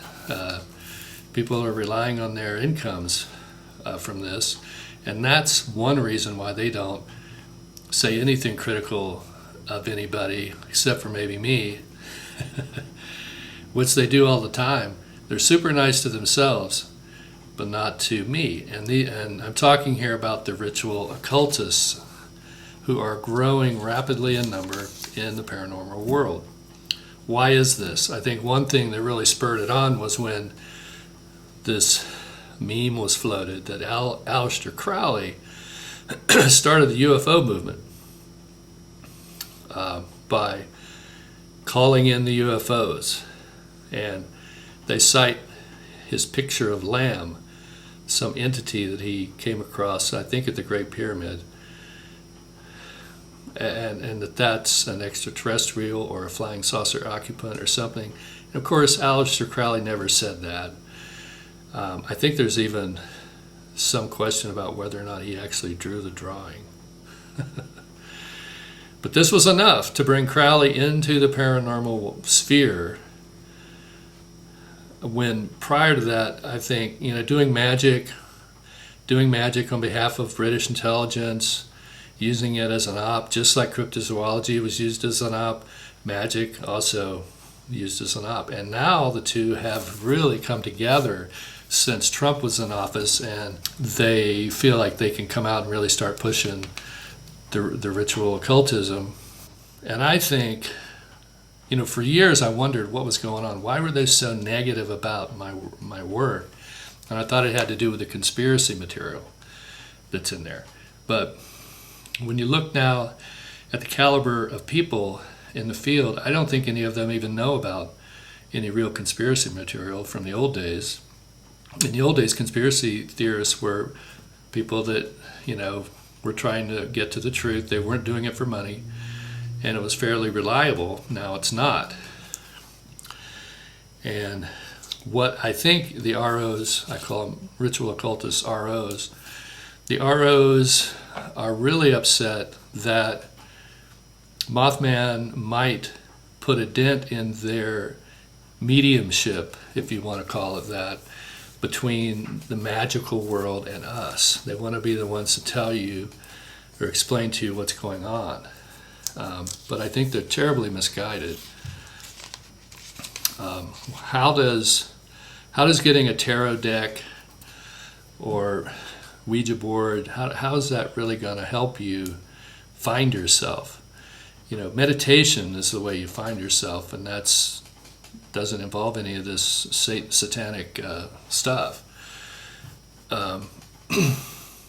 But none of them probably, very few ritual occultists probably have the ability to sit down and be quiet for any amount of time, because they're always thinking about themselves and what they can do next to get attention. And they're just lost. I just feel like they're lost. And they're misguiding other people to go in this direction based on faulty memes, like Crowley brought in the UFOs. Another thing that I think helped Crowley in this regard was Richard Spence wrote a book about him being a British intelligence agent, which convinced a lot of people, well, he wasn't so bad. When he was in New York all those years publishing Nazi material, being like a super Nazi, well, that was just him infiltrating the Nazi movement on behalf of the good guys. Well, you can speculate on that all you want, but you don't know that that's what was going on. It's possible that Crowley really felt that way. He definitely ran in the upper crust circles, and those upper crust people, and I know I'm broad brushing this, but if you want to look at sociology, look at the makeup of where discrimination, prejudice, racism comes from, you're going to find that it's the wealthier people that practice it. And this was borne out in research on the insurrections of January 6th, that most of those people had good jobs. Some of them were really well off, flew their own planes there, and so forth. And they're the first ones to give up, sacrifice the poor people. Now, I grew up amongst poor people, and I can tell you that they are the least prejudiced, really. You may be at the very bottom, the super low income, maybe they're prejudiced, maybe, and certainly at the super top, at the very top, they're very prejudiced. and then in the middle it's kind of, mixed in. But I never experienced that. I in my high school, which was very integrated, there was very little trouble with racism that I could see. Maybe there was stuff going on that was more subtle, probably was. But it's not like this out and out white supremacy that we're seeing today. And you'll notice that none of the ritual occultists in the paranormal field ever seem to criticize Trump. They don't want to lose customers, because a lot of the MAGA people are customers of this material. So really, they're kind of cowards in a way. They gang up on people. They ganged up on me. They gaslight all the time, like really, really holding on to this idea that magic is going to get them somewhere, and they can cash in. So I do think the Mothman is competing with Satanism.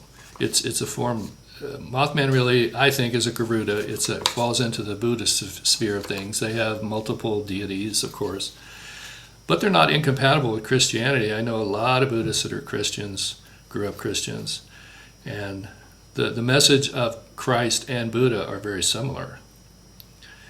And it's not the message of the Magas at all. It's not the message of the ritual occultists. Their message is, do what thou wilt. That is the whole of the law. Do whatever you want. There's no responsibility there. There's no social responsibility.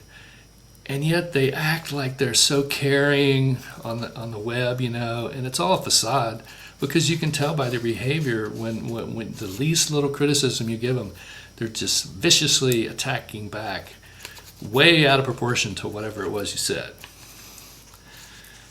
Now, one of the recent things that's happening is the ritual occultists have gotten together to create a tarot book, of UFO tarot book, where you have UFO figures from UFO world, the UFO world on the tarot decks.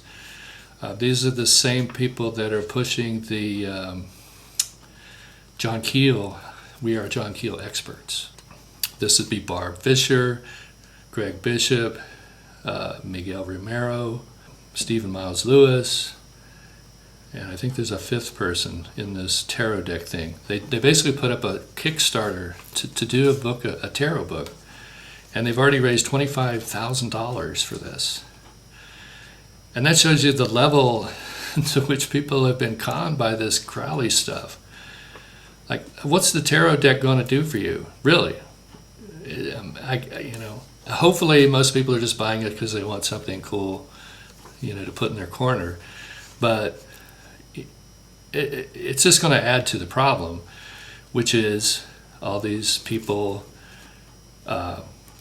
collecting spooky stuff, putting it in their house, taking pictures of themselves with it, selfies.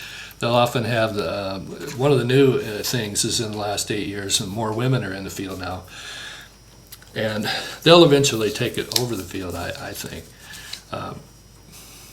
for various reasons.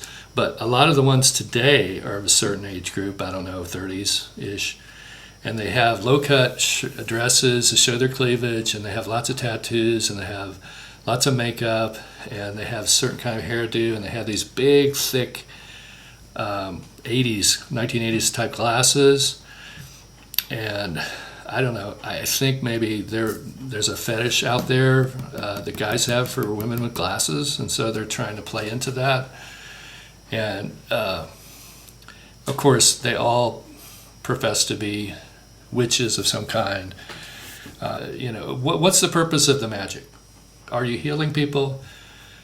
I'm not hearing much of that. I'm not hearing anything about them healing people coming, like my friend Harriet, we've seen in the videos. She actually is a certified healer in multiple disciplines and really helps people. These other younger types are just, they're playing off of a meme that they think is going to work for the time being. And maybe over time the fashion will change and stuff, but it's still going to be the same kind of thing where I think they're just trying to figure out reality, maybe get a hold on it, gain a little control over their reality through the magic. But I've been in a lot of Buddhist groups and had different gurus. Amazing things have happened. in that situation. But oftentimes the things happen on their own. Just once you settle down, learn how to meditate, get in touch with yourself, stuff will happen.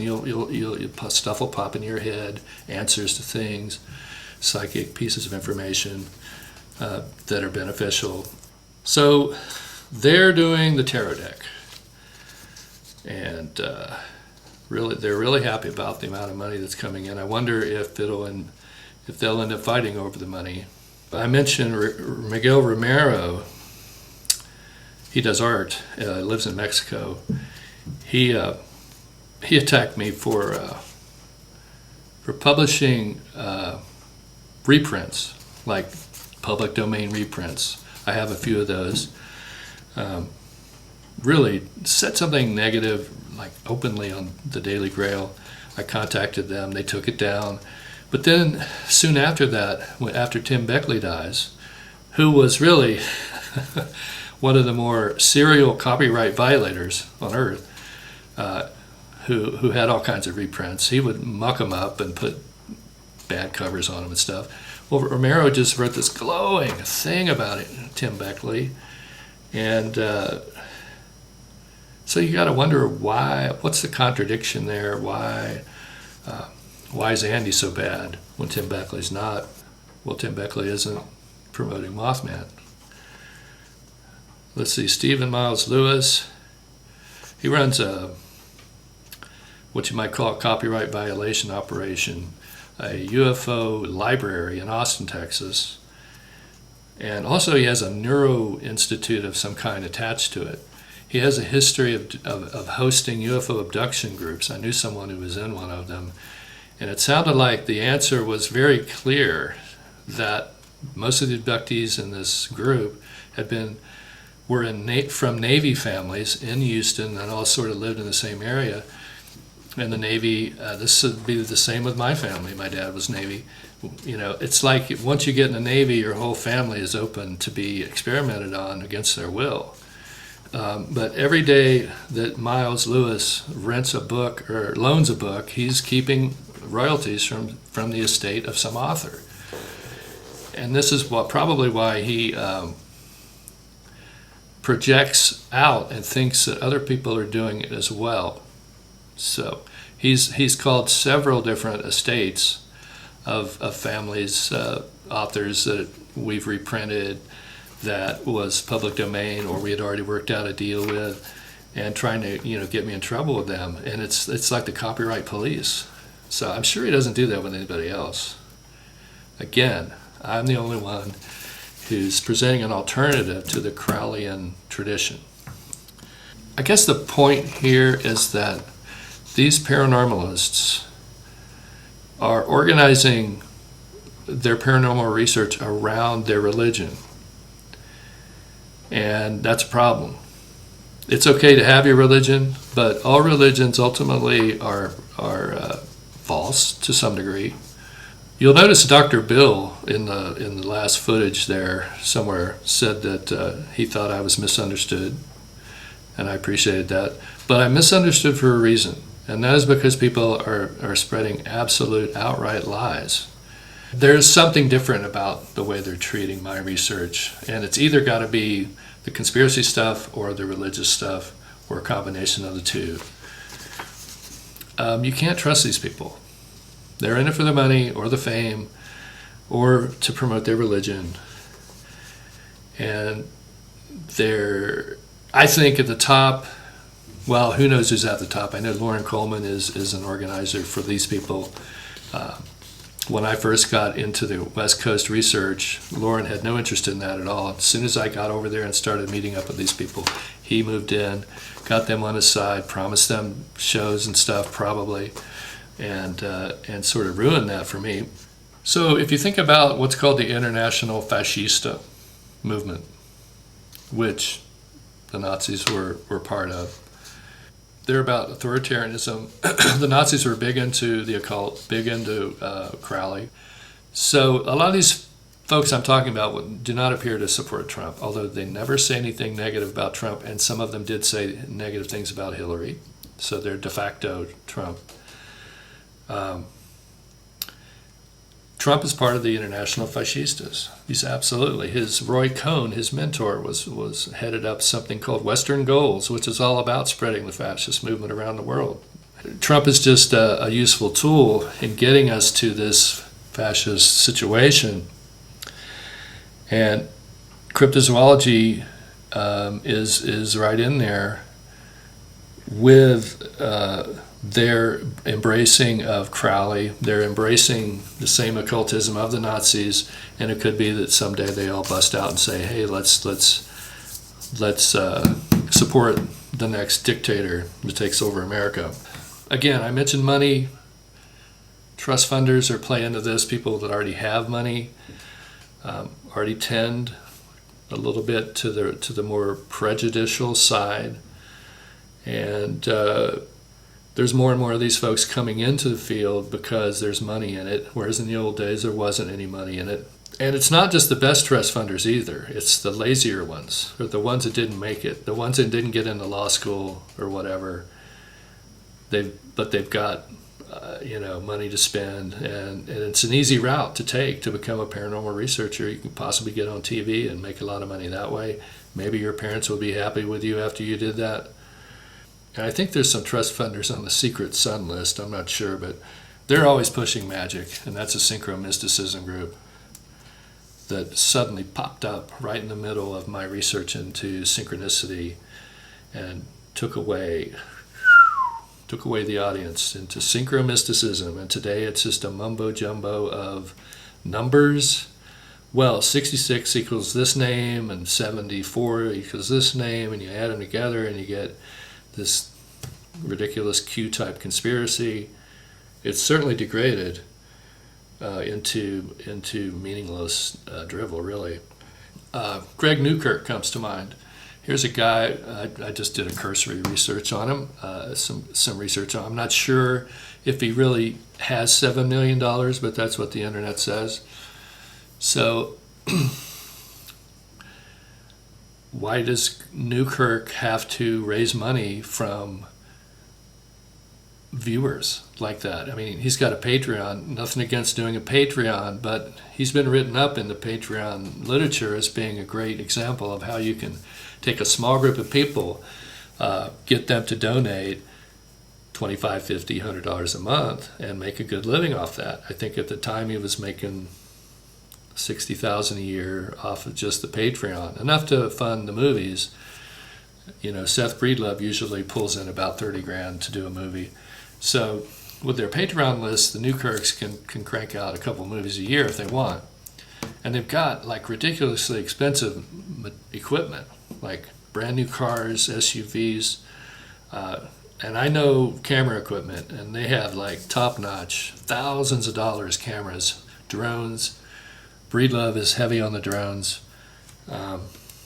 That's expensive stuff, and it takes training to do. They both got teams working for them. They've got a real heads up on everybody else. If you're just a poor witness like myself, you have to do the whole thing yourself. The funny thing is that they just never wanted to look at my research because, well, it was another movie. It's just competition for them. They don't want to even bother watching it, even though it's going to illuminate a whole side of the Mothman world that they're not even aware of. But they don't care because that's not in their plan. Their plan is to crank out the shows and get the streams on Amazon or Netflix. Okay, going back to page 1. So one of the things I wanted to say right here at the beginning, I should have said at the beginning, is that I am speaking here as a witness or contactee. We know that Bishop Gorightly, some of these other folks, Barbara Fisher, they really are in on this. Let's cackle and joke about the contactees. And I actually called them out on it, and they're like, "Oh no, we're not making fun of the contactees." Well, yes, you are. It's like evident on every page that you're doing that. So the ritual occultist, as I said, they floated the lamb story of Crowley to get people to believe there was a connection to UFOs. One thing you saw in the 1960s was a real big influx of these ritual occultists into Los Angeles. It was a phenomenon out of nowhere. all these groups sprang up. A lot of them did have roots in Crowleyism, and I think he actually set them up earlier in the century sort of as a, what do you call that, sleeper agent deal. So when the American public was really wondering about the peace movement, all these ritual occultists showed up, and they were into black magic, Anton LaVey, and folks like that, and Manson and so forth, really scaring the shit out of the public. The British were trying to turn back the tide on the peace movement with that. They were helping the U.S. government by the types of agreements we have for spying. We need to have British people come in and do that kind of thing. So, and we're still feeling the effects of this today with a lot of the new ritual occultists hearkening back to the 60s as some grand time. But really it was just an intelligence op design. Because as soon as the Manson family did their thing, all the ritual occultists from the British side of things just disappeared. But the idea is still there, it's still in operation. So, at some point, all of these ritual occultists we're seeing now may just poof, disappear once they've achieved the goal of, what is the goal? I think one of their goals is to discredit John Keel. You look at one of the ritual occultists who's friends with Nick Redfern. Nick Redfern is an admitted ritual occultist. His good buddies, he's good buddies with Bishop, he's good buddies with Ken Gerhard. Gerhard used to be in a band that had featured satanic symbols and naked girls dancing. But Gerhard was one of the people that did one of the few ones who did interview me for his first book. But then after he was done with me, he went and he dissed John Keel as being fanciful or making stuff up, which is just incomprehensible. Why would you do that? And then he was working at the time with a super MAGA Trumpster named Jody Cook, who's a dogman expert now. He sort of went into the dogman world. And they were going to do a tour of the TNT area, fly in and do this, and they couldn't do it for some reason. And I said, hey, Ken, or Jody, I think Jody was communicating with me. I was like, I'll do it. I'll go show them around if you guys can't make it. Well, when Ken heard about it, he got really upset and literally treated the TNT area as his territory. How dare you, Andy, take some people around the TNT area? And so that was a kind of a clue to me that we're not necessarily, even though they're super nice most of the time, when you get them to that point where they think that you're going to hinder their ability to infiltrate or move into different paranormal spots around the country, then they get really upset. They think they should, have unfettered access to any paranormal spot. Another one of these ritual occultists that's working on the tarot deck, I believe, is Joshua Cutchin, close friend of Greg Bishop's and Barbara's Fisher's. Cutchin made a claim on Facebook that I had picked the bones of John Keel clean, signaling that he was not going to be working with me in the future or saying anything nice ever. So, but then he goes and he writes these two books, Footprints in the Dark. No, where the footprints end, I can't remember. It's two books about high strangeness in the Bigfoot world. Now, high strangeness is the new catchphrase that they're all using because they think it's high strangeness. But to those of us who are witnesses, it's just normal. Witnesses often know more about this phenomenon than the researchers do. So in his book, Cutchin, it's filled with Keel, but Keel only has 5 or maybe 6 little small short references. What Cutchin did was he had all of the cronies that he works with, he had them all say the same things that Keel would say.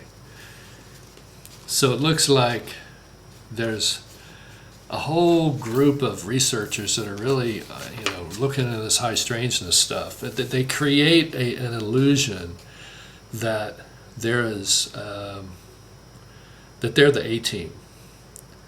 They pat each other on the back, write reviews for each other, real smarmy often, and inaccurate as well.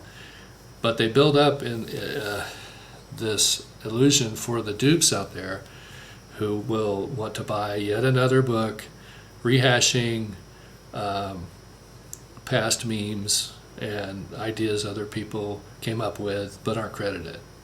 Another guy that's into ritual occultism that you don't hear much about in the paranormal world is Roger Stone, the infamous Trump aide, who infiltrated the JFK groups years ago, including mine, the Mothie Talk group, which has some JFK people in it.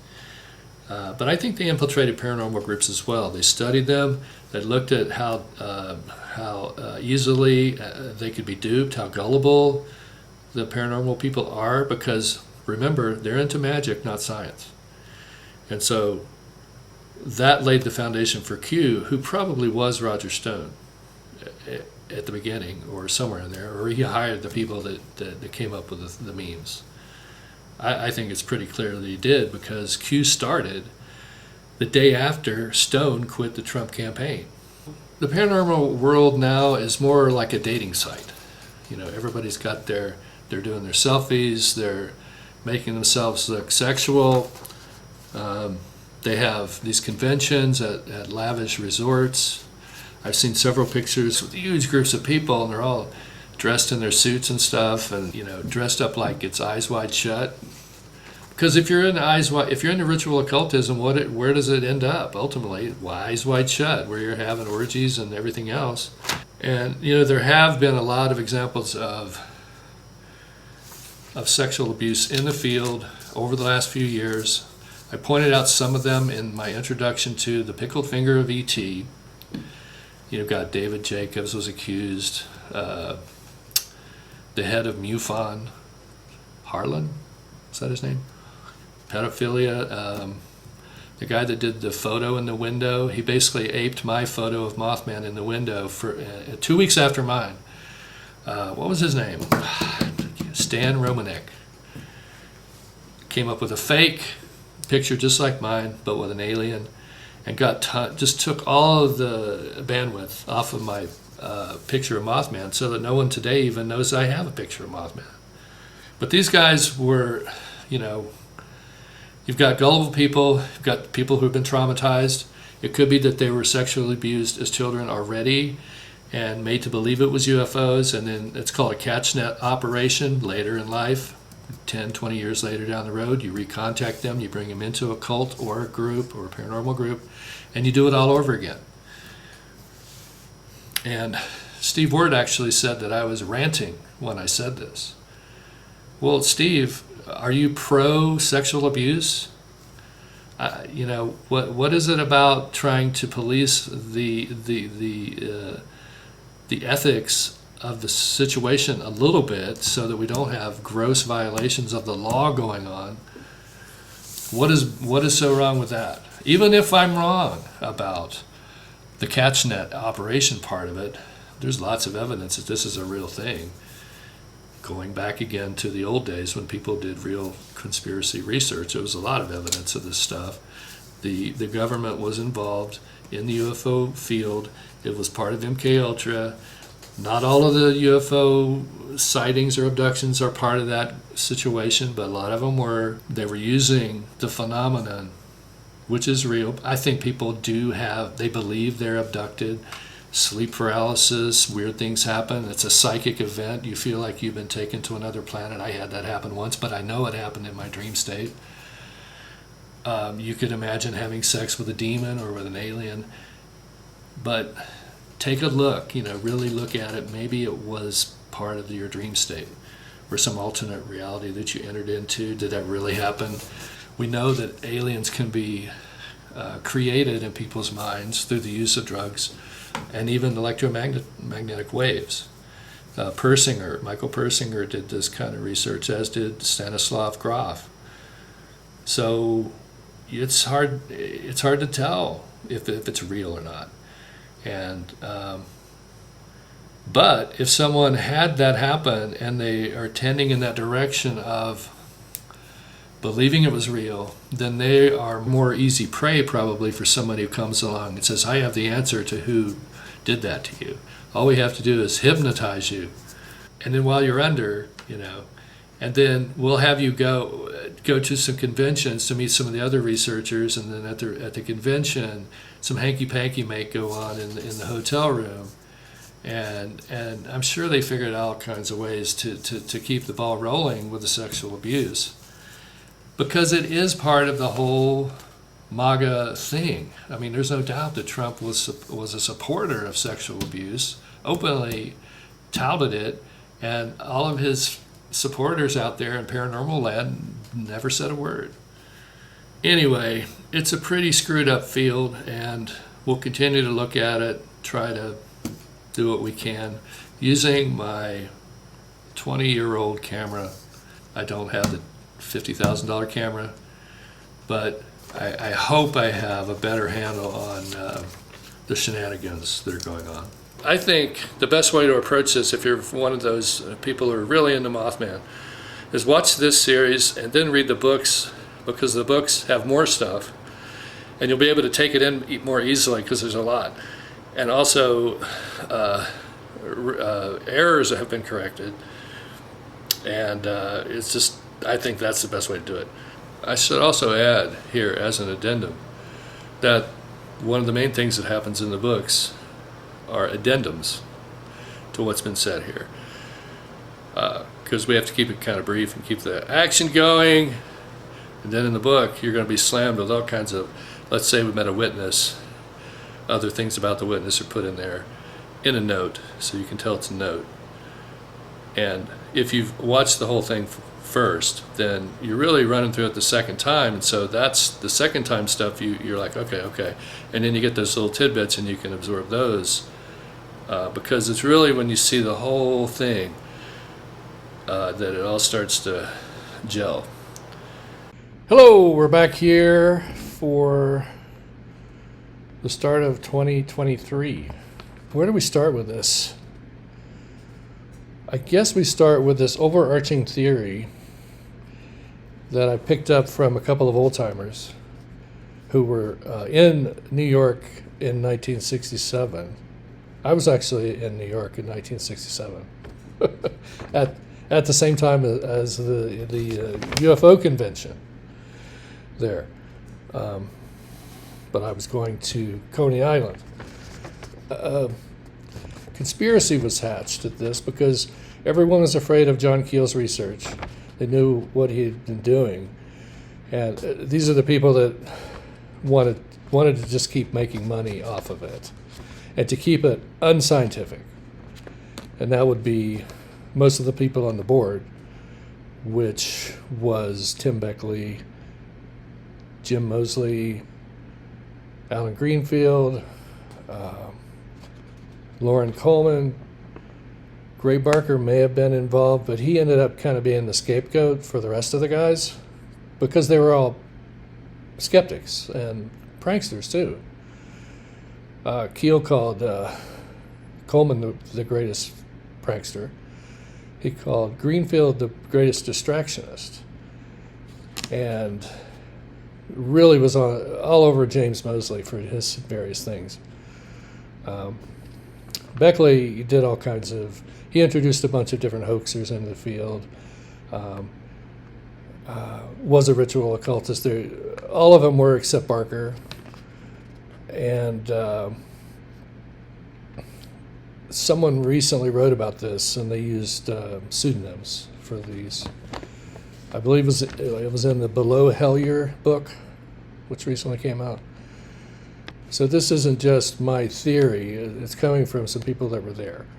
And they wanted to shut down, make sure Keel's work didn't get out of hand. So they made sure to get some MIB in there to break into the rooms and get any kind of tapes and correspondence that might be going on to sort of root out who the Keel people were. And so what they did was they decided then and there to put Mothman into to resurrect cryptozoology, which had already been started in the 50s by the CIA as a spying tool.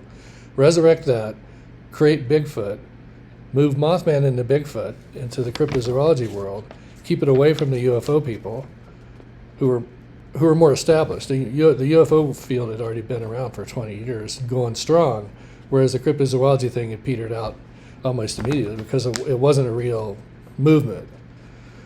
So it looks like Coleman, and he made many efforts over the years to even wrote papers. We need Mothman in cryptozoology. Why is that, Lauren? Because once you've got him there, he's in a little ghetto, and you can't get him out of there. And the UFO people today have no knowledge of Mothman because of this. When it really should be in ufology, because I think Mothman is a creature that is related to the UFOs. Bigfoot, I'm not sure. But Bigfoot certainly isn't political like Mothman. Mothman, the overarching theory I have now of Mothman, going back to '62 when he was first seen in North Charleston, Keel and I both talked to that witness. This is a real guy. Saw Mothman in '62. Well, what was that all about? I'm guessing he was trying to warn about JFK, because he later warned about RFK, and he later warned about MLK. And then he warned us, kids in the neighborhood, about 9/11 and World War III, which would come after that. And so the only thing I can think of that connects all those is the Fascist International, that you can tell is back and is really trying to overthrow democracy. And these would be the ways it would be done. Mothman was trying to spell that out. Bigfoot wouldn't do that. But they're trying to make Bigfoot into the protector deity as we speak. I just saw a show called Yuletide Yeti with Ken Gerhardt, and they showed pictures of the Garuda, talked about it, but they said it was Bigfoot. So they're now trying to claim that Bigfoot is a Buddhist protector deity, like the Garuda, and they showed pictures of the Garuda, and they claimed it was a picture of Bigfoot. Outright lie. The Buddhists do not view Yeti as a protector deity. They view him as a demon, and they blow horns and do ceremonies to try to keep him away from their monasteries. This is the kind of stuff that's so irresponsible to be believed. Luckily, these what they're called now, what are they called? Monkeys, flying monkeys. The flying monkeys of cryptozoology won't bother to go all the way to Tibet and mess it all up. But if it was somewhere closer, like my neighborhood, I don't want those folks in there. The flying monkey concept is like the Wicked Witch has a following of minions who believe her, and they'll go out and do bad stuff for her. Just like Trump used his base, he whistle blew against anybody he wanted to, and then that group would turn against him, no matter what it was, no matter who it was. They would turn against that person, and that's what we're seeing in the paranormal world today. We're seeing some of these people call out to their minions and get death threats going on people that don't agree with their research, as happened with me and the Small Town Monsters crew when I suggested they had something wrong. They got into an argument with me. The wife jumped in, the minions jumped in, and suddenly they were threatening to drag me behind a pickup truck.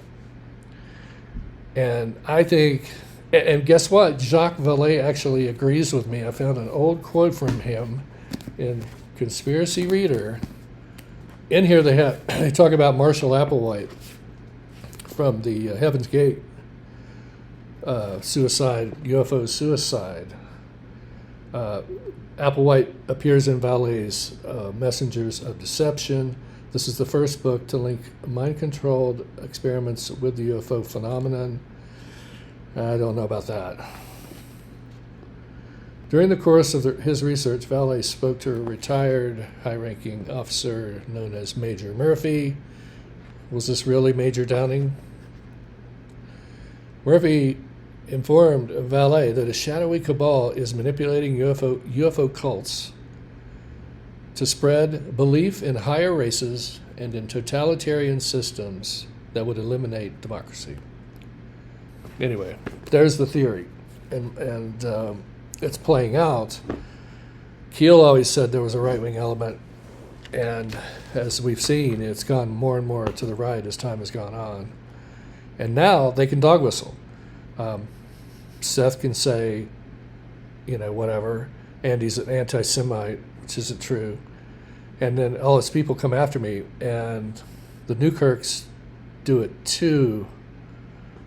I tried to get on their list and simply add some information to the story, which is that Indrid Cold's house was in Midway, West Virginia, and we've known that a long time.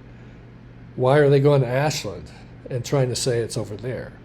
Because to me, that's really just getting in the way of our research, which has more evidence for it, and just distracting people to go to Ashland, sort of like Peter Levenda tried to get people to go to Ashland to look into Charles Manson. Manson did not live in Ashland.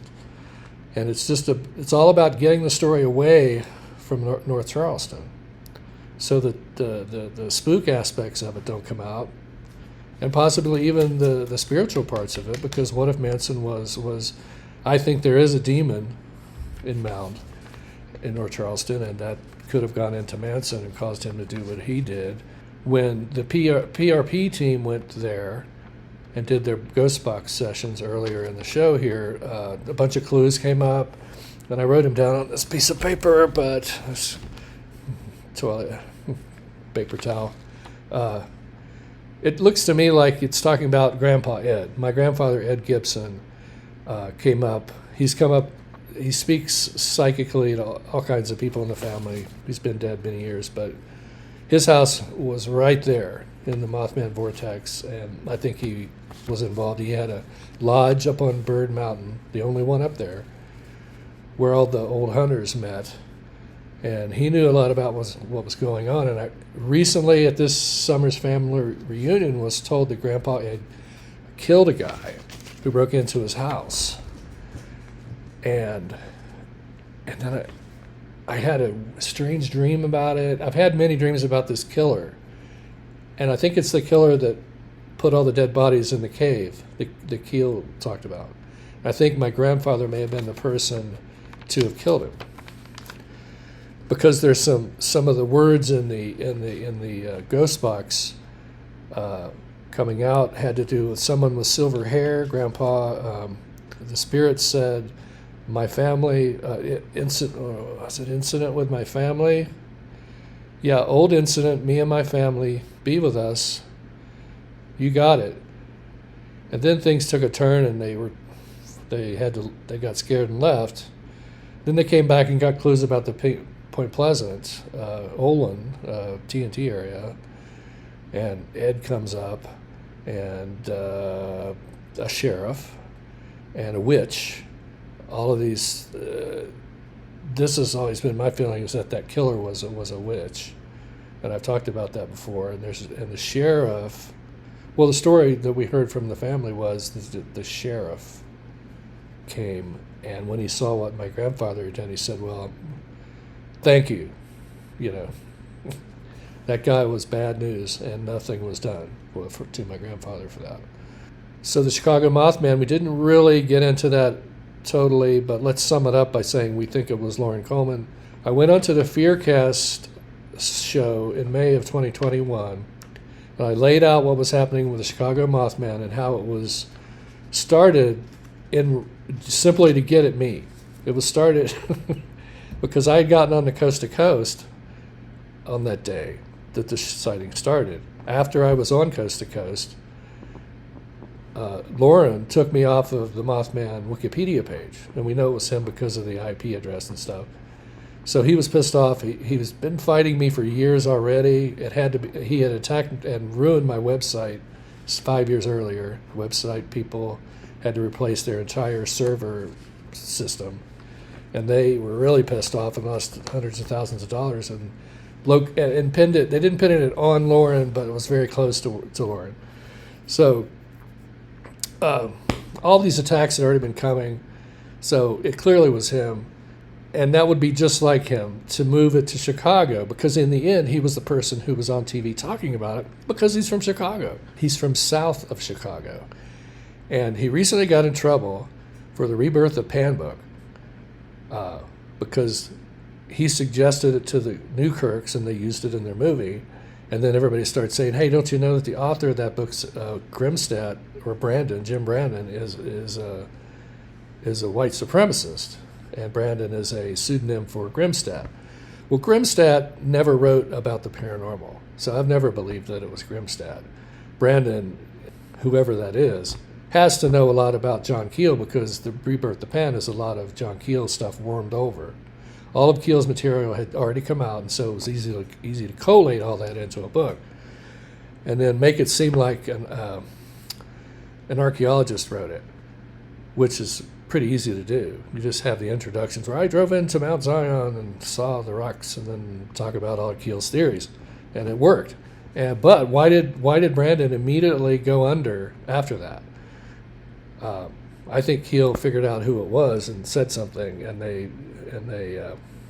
but the Rebirth of Pan was printed less than an hour's drive from Lauren's hometown, and no one likes to talk about that anymore. Now they claim it's from Wyoming or Colorado, where actually is where David Hatcher Childress is from, and David Hatcher Childress also had a bookstore very close to where the Rebirth of Pan was first printed, and he is an archaeologist, so he may have helped on that. And I think they just ran afoul of Keel, was what happened. And so I could have saved Greg a lot of trouble. He's like, well, it was recommended by good people that had good reputations. And I'm like, that's the point. There's a big PR thing out there to make the cryptozoologists seem like they're the good people. So Chicago Mothman started on the date I was on Coast to Coast for the first time in 2011. It stopped, literally all that sighting stopped the day I was on that Fearscape show and blew the whistle. How does that happen?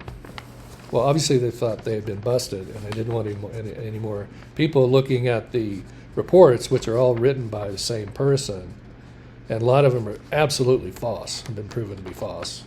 The locations don't work, the weather, nothing, somebody just wrote it up one day. Now, that first date of August, I think 21st, 2011, is now confused. Tobias Wayland, Manuel Navarrete, Ron Strickler, all have kind of made it hard to figure out exactly when that was.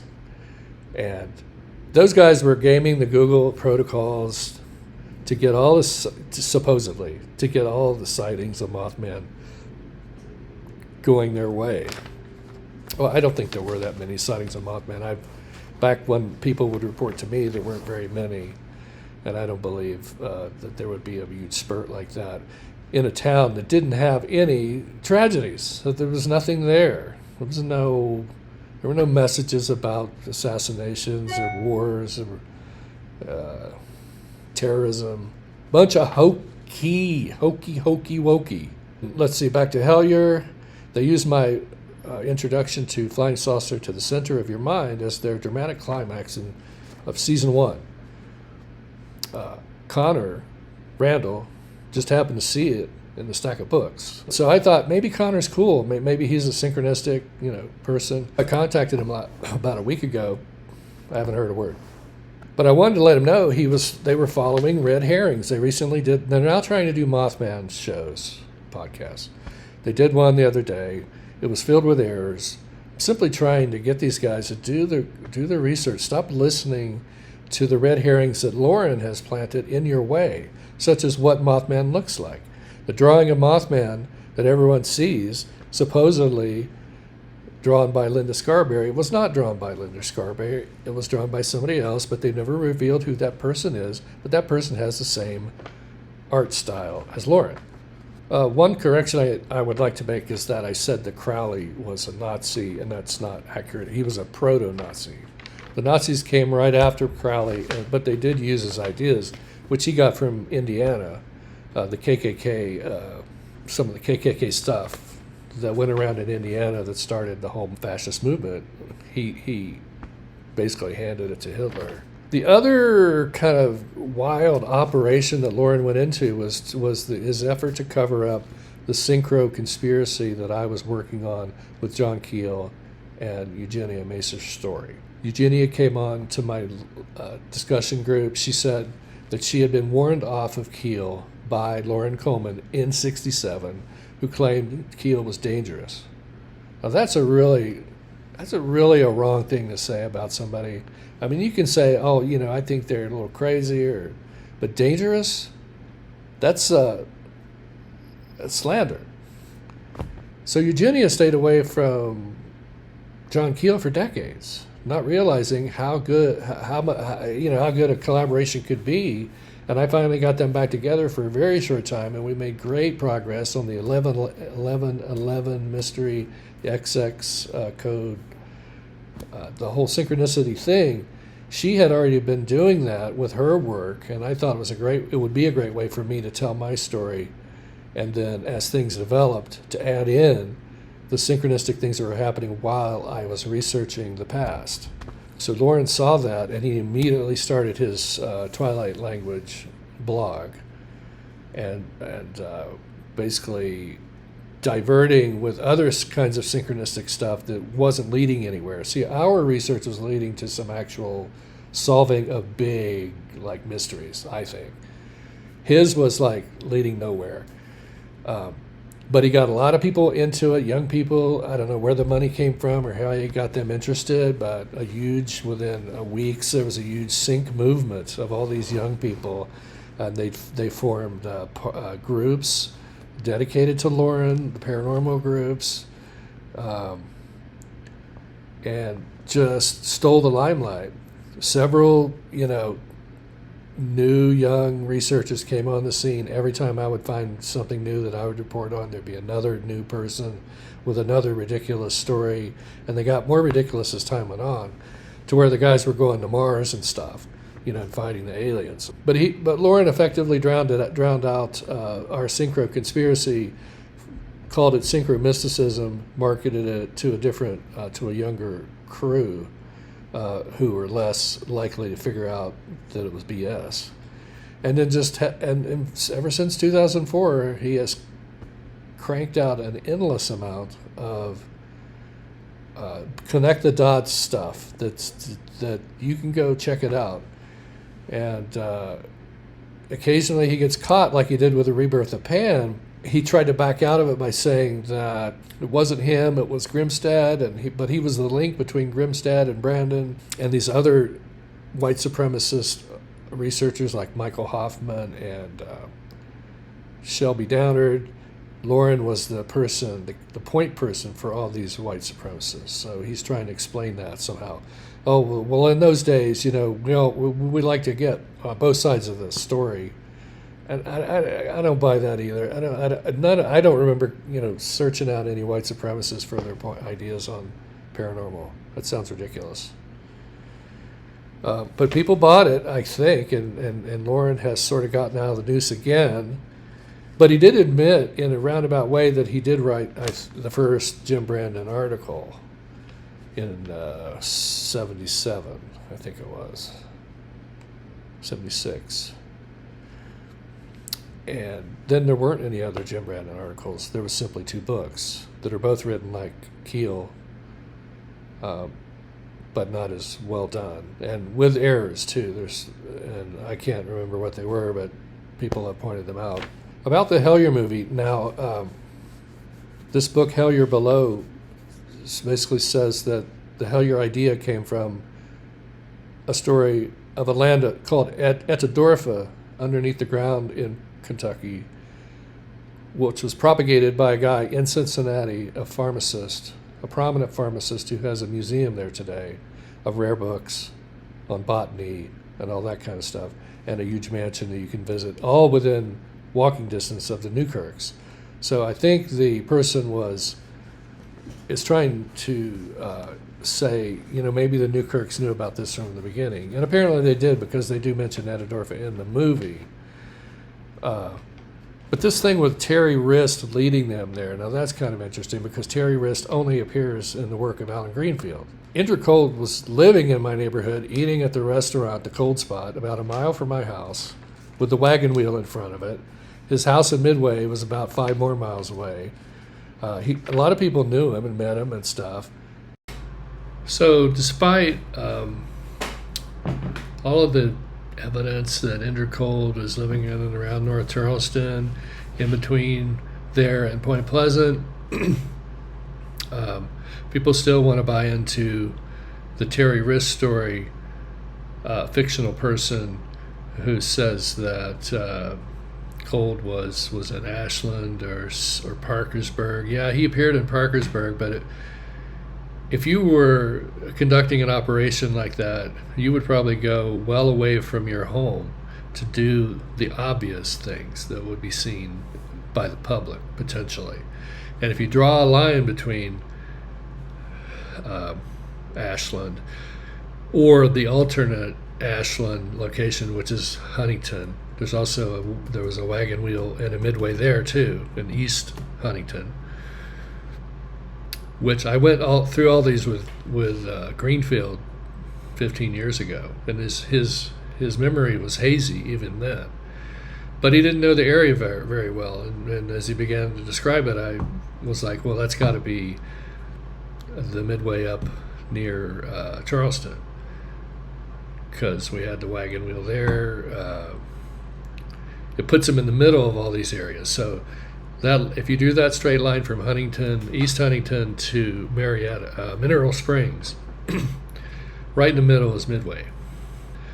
Midway's been caught up in some other issues because their West Virginia state was doing portal research near there in a town called Liberty, which is up the road from Midway. There's rumors of tunnels that run between North Charleston and Point Pleasant that would go through Midway and underneath Liberty, perhaps. Still, this new crop of sync researchers who've been red herring by Lauren since 2004 are buying into the Greenfield thing with the code, the secret cipher of the UFOnauts and the Men in Black. Lauren and Alan go all the way back. So, there's could be some collusion going on there now to keep the story out of North Charleston, which Lauren has clearly tried to do from the beginning. I don't know exactly what it is he's trying to cover up there. Steve Ward. No time, Steve Ward. So Steve wrote about 5 years ago on Facebook that I was doing illegitimate titles. He had no evidence for it. It was all bullshit. He even claimed that if you find a book at this price point, that's got to be Andy's book. With completely ridiculous theories. Just trying to find anything he could. If there was a mistake on the back of a cover, he would write about it in public without asking me if it was a mistake, if it needed to be fixed. And he had all the books. He was my best customer for 2 or 3 years about all the old rare books. I don't know that he ever thanked me for the money saved there, because I was the one who spent the hundreds of dollars to get the copies so that they could be reprinted for him to buy for $15. But I get thanked for that by these ridiculous lies and using me to advance his career, because if he can throw me under the bus, then it looks like he's a better researcher than I am. And I was the only guy standing in his way of being the John Keel expert. And people don't seem to see this. It's quite obvious.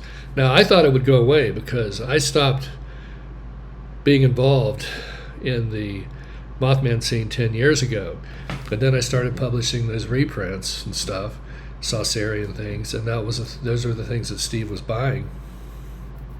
And then about 5 years ago, he said this online, and I confronted him with, why are you saying these things online? Why don't you just ask me if you think there's something wrong?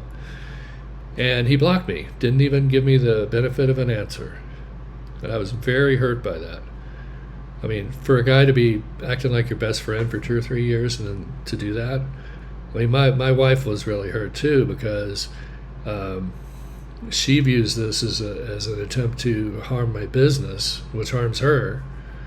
But he continued to do that for the last 5 years. Even though I'd confronted him, he still has been doing it. And he's been making it worse. He's coming up with even greater lies, such as that I've ripped off the Keel estate. And he's got fake numbers and stuff he throws out. Well, Steve, announcement. I just signed a contract extension with the Keel estate. So if there was ever a problem with them, I wouldn't be signing a contract extension, would I? So you're wrong.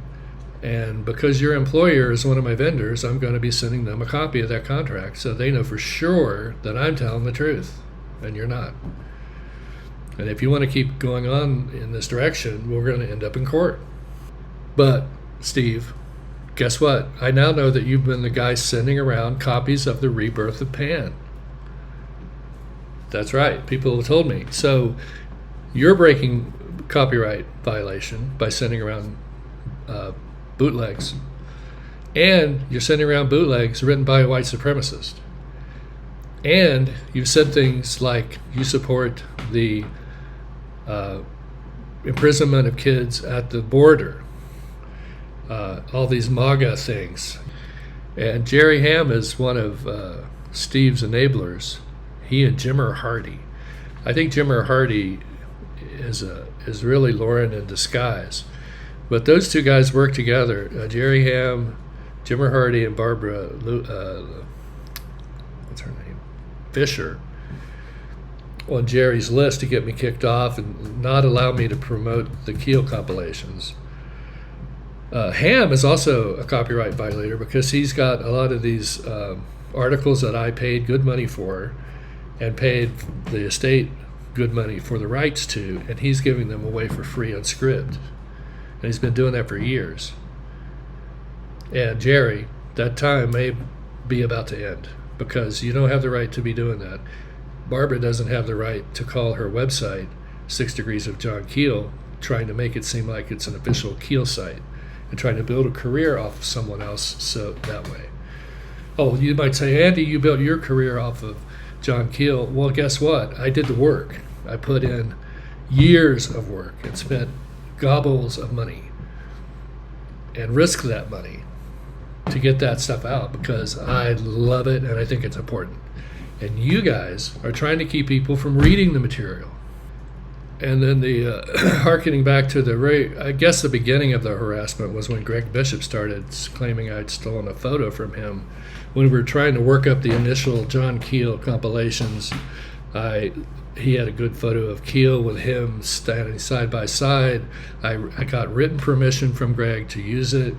I only used it on a mock-up, but I had to cut Greg out because so it would be vertical to fit on the back of a book. And I guess he got mad about that because he wasn't in the photo. Or Lauren approached him because they had already gotten together by then and said, gave him the idea because I outed Lauren's theft of Peter Burns photos years ago when Lauren made a lot of money off of those photos. Peter Byrne, I think, sued him. It was a big deal, and Lauren obviously did it, and he can't get out of it, so he has to come up with rationales why he did it. He was trying to save important photos from destruction or something, which doesn't wash because Peter Byrne said, hey, I would have loved to have gotten paid for those photos. So Lauren may have gone to because I know if I was going to do compilations on Keel that Lauren would be watching. And as soon as he heard about it, he found out it was Greg who had given me a photo. And then said, Greg, hey, say he stole it from you, and that'll get him back for what he did to me. All I did was report, as a journalist, a story that happened 10 years before. That's all I did. So Greg comes out and does this, and it really did put a dent in my shows that I got invited to and all that. And Greg, I was very hurt by that. I don't know. You claim you forgot, but you forgot like 2 or 3 times that you had given me written permission. And it doesn't seem, the apology didn't seem genuine. Sorry. And I think Lauren probably promised him a spot on Coast to Coast. for helping, which Lauren always does. He said he's always, and this is coming out more and more on the internet, on social media, that Lauren's doing this, approaching women mostly with promises of being on a show or something. And I think other guys are doing it too. It's not just Lauren, but the women are pissed off about it because they feel like they're being used. Hey, if you do this or that for me, you'll get this or that. And it's turned out that Greg did get a spot on Coast to Coast as their news guy or something. Lauren's approach is he makes the promise. If it doesn't work out, he can always blame it on something else, like, well, they wanted somebody else, or da, da, da. And if it works out, the person really thinks that Lauren had something to do with it. It's a great scheme, a scam, because if they get through and get on TV, they think Lauren was the one that did it for them, and they'll be forever grateful. Someone called Lauren the Donald Trump of cryptozoology recently. I thought that was pretty funny. He will never admit he did something. He went to great lengths to try to disclaim being involved with the white supremacists. Speaking of Lauren, there's been a big uptick in action figures of late, and baseball cards being made of cryptozoologists. Action figures, baseball cards. How does this happen? It has to be funded by dark money. You got a Patreon account so you can make your next movie. Who do you know is giving money to that account? You have no idea. The CIA has been doing this for decades. They fund artists that they think will do nothing to change the status quo without the artist even knowing. And I'm sure they're doing this with your GoFundMe for my next movie, my next cryptozoology movie. If they think you're in with you're being watched over by Lauren to make sure you don't get out of control, they're going to give you the money. They'll help you make that tarot deck. And that explains all the bots too, and the gang attacks when you say anything. Professor Wham told me on a show the other night that they were bad-mouthing me on a list, and she simply tried to say, well, that's not true, in one of these obvious lies, and they ganged up on her. So I think it's a dangerous situation when you can dog whistle, and crazy people in Texas will say, hey, I'll drag Andy behind my pickup truck. That to me is crossed the line. And this is why I'm going to start taking legal action against people who are doing this. So you have been warned.